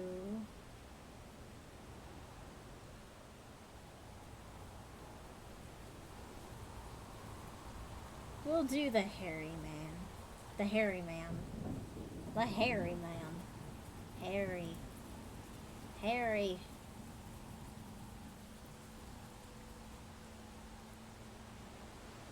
The hairy man. Wiley's daddy, some say, was a bad man. They say he could steal, lie, and cheat along with the best of them. And he would gamble all night long if he got a chance. Wiley and his mama and daddy lived in a small cabin on the Brazos River. One morning, Wiley's daddy left. Said he was going fishing. Wiley's daddy did not return that evening. This was not unusual. Often Wiley's daddy did not return in the evenings. Next day, his boat washed up on the shore. Neighbor found it and put out the word for everyone to come to Wiley's house. That afternoon, some 15 men set out on their boats, looking up and down the Brazos, trying to locate Wiley's daddy. On the third evening, they heard a laughing sound in the cedar breaks. Ha ha ha ha! They all knew that sound. It was the hairy man. Quick as they could, they turned their boats around and headed home. They wanted nothing to do with the hairy man. From that down, Wiley's mama would say, Wiley, the hairy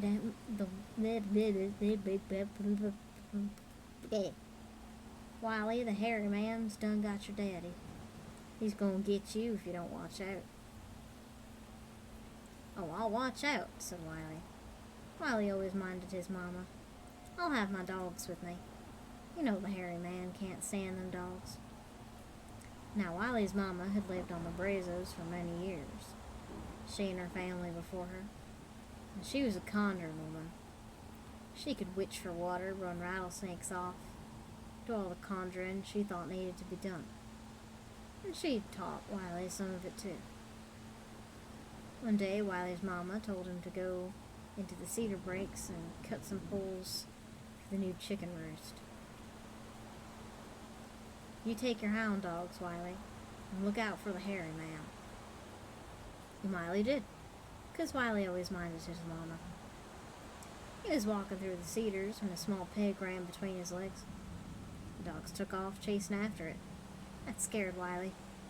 He kept an eye to his front, an eye to his back, an eye to his right, and his eye to his left. I don't want the hairy man slipping up on me being without my dogs and all, said Wiley, chopping poles like his mama told him to. And then Wiley saw him, off in a clump of trees.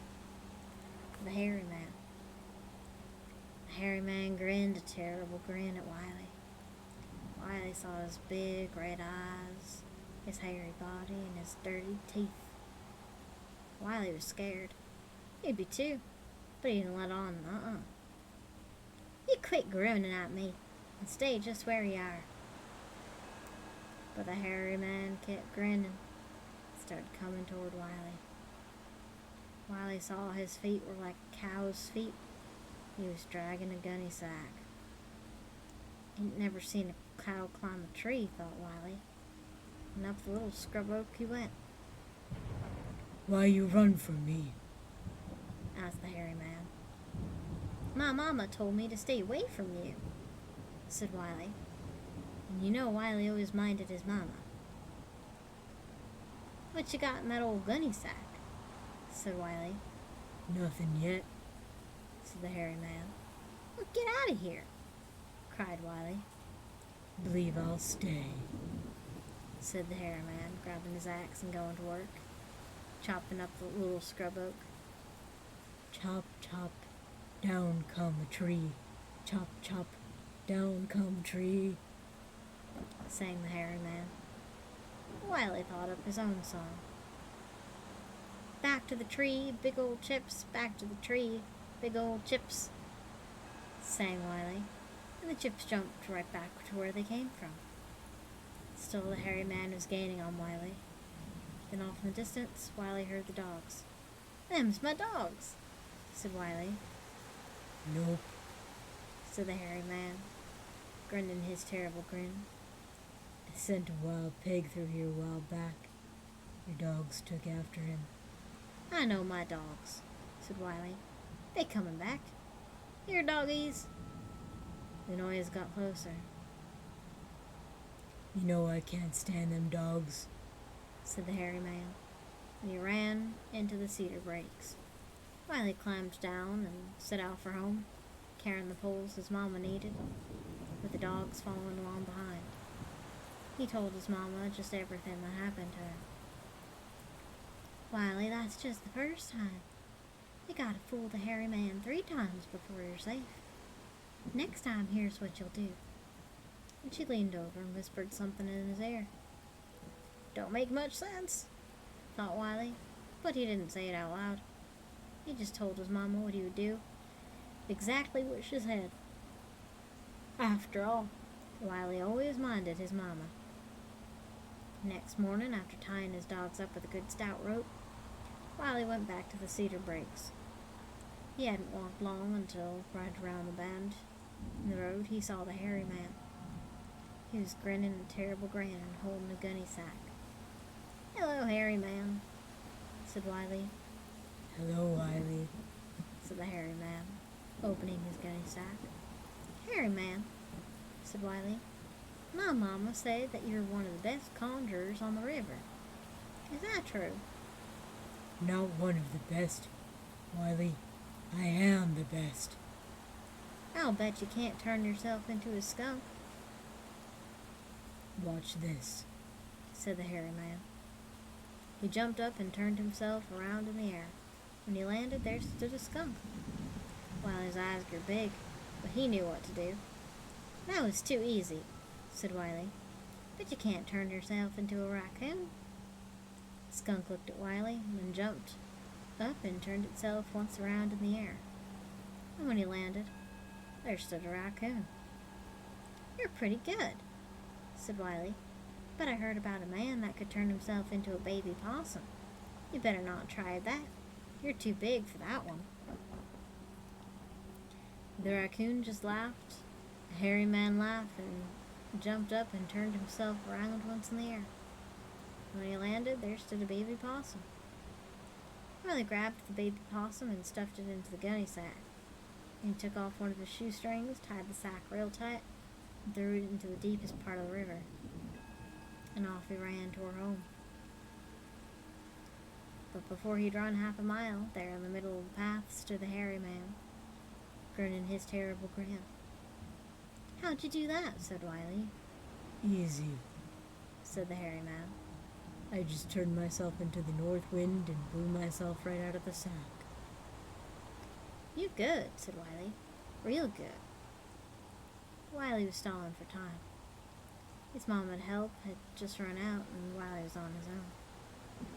It If you're such a conjuring man, said Wiley, can you make things disappear? That's my special skill. Said the hairy man. Show me something, said Wiley. Zip. Said the hairy man. Wiley's shirt flew off his back and wrapped around a tree. Long sleeves had even tied themselves neatly around the trunk. Not bad, said Wiley. That was just a regular old shirt. My mama said some conjuring over this rope I got for a belt. See if you can make this disappear.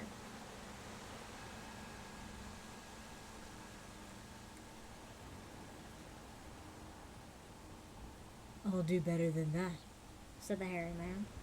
All the rope in the county disappear. Wiley had a rope belt and his pants fell down to his ankles. He pulled it up, all while shouting, Here, doggies, come and get yourself the hairy man. Here, doggies. With the rope gone, the dogs came running. You know I can't stand them dogs, cried the hairy man, and off he ran. When Wiley got home, he told his mom everything he'd seen. That's twice you fooled the hairy man, Wiley, but you gotta fool him 3 times. His mama made a big pot of coffee and sat down to study how they would fool him again. She slow sipped her coffee and thought. Wiley, go get that baby pig from the sow. Clean him up and bring him to me. Wiley, of course, did as he was told. Wiley always minded his mama. Now, Wiley, go hide in the attic and be very quiet. And Wiley did. And Wiley was. In a few minutes, the hairy man came clomping down the road and stomping on their porch. I've come for your baby, ma'am, the hairy man said. Oh, you won't get my baby, Wiley's mama said, sipping her coffee like nothing was happening. Better give him to me or I'll dry up your well, said the hairy man. I'll make it rain and fill it again this very night, said Wiley's mama. Then I'll make the boll weavers attack your cotton. Hairy man, you wouldn't do that. That'd be too mean even for you, said Wiley's mama. Well, I guess I'm about the meanest man you've ever seen, said the hairy man. No, I don't know about that, thought Wiley's mama, just to herself.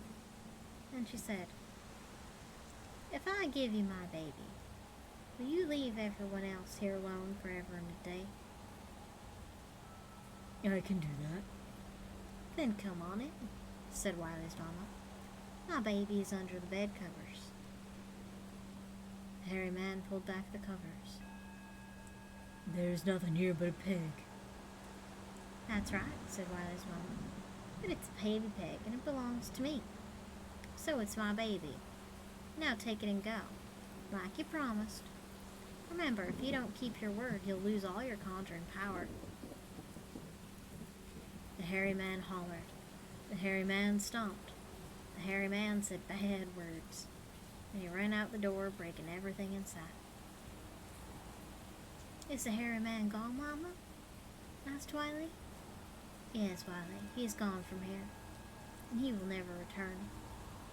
We fooled the hairy man 3 times.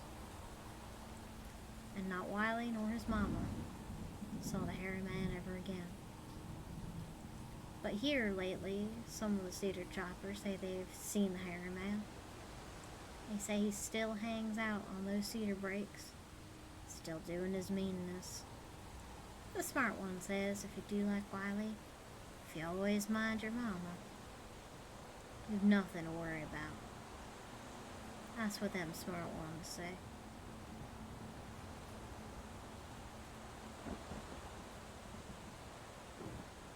That's cute. I feel like that's a good place to end.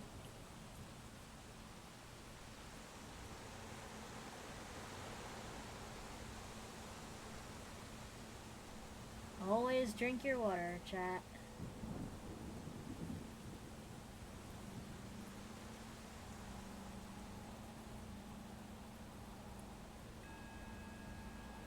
Ooh, my throat's tired. And it is getting late.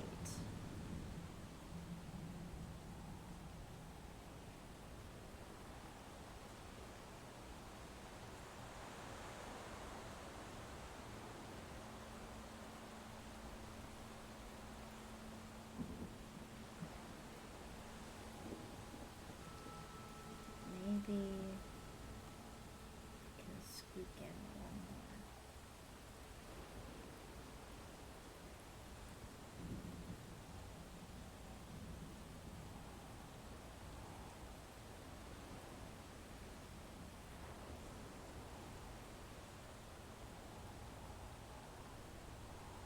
This is called Frog Chorus.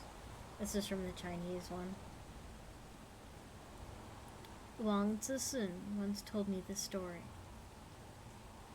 He was in the capital when he saw a man putting on a performance in the marketplace, with a wooden box divided into 12 sections, each which contained a crouching frog. Whenever he tapped one of the frogs on the head with his little baton, it began to croak. If he was given money, he would start tapping the frog's head in earnest one after another, producing an orchestral sound like a set of gong chimes, every note perfectly pitched and clearly audible. And that's it. Ta-da! Well, I'll let you guys sleep now. Drink your water, mind your mama. Do not eat or drink any questionable substances. Make smart decisions. Do not die. Dying is absolutely forbidden, and I will see all of you wonderful people at a later time. You guys are the best.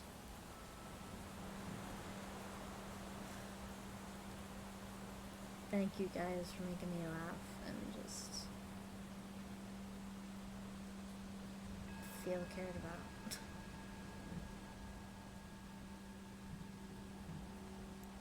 You guys are awesome. Don't ever forget it. Call of Cthulhu next week. I might stream tomorrow, probably not. You'll definitely see me Sunday with either Nier or maybe I'll stop sucking at Mahjong one of these days. We'll see. Until then, take care, guys. I so very nearly lost my glasses there.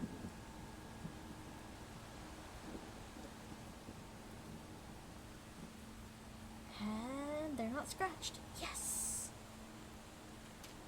Oh, the idiot gets away with things once more. Haha.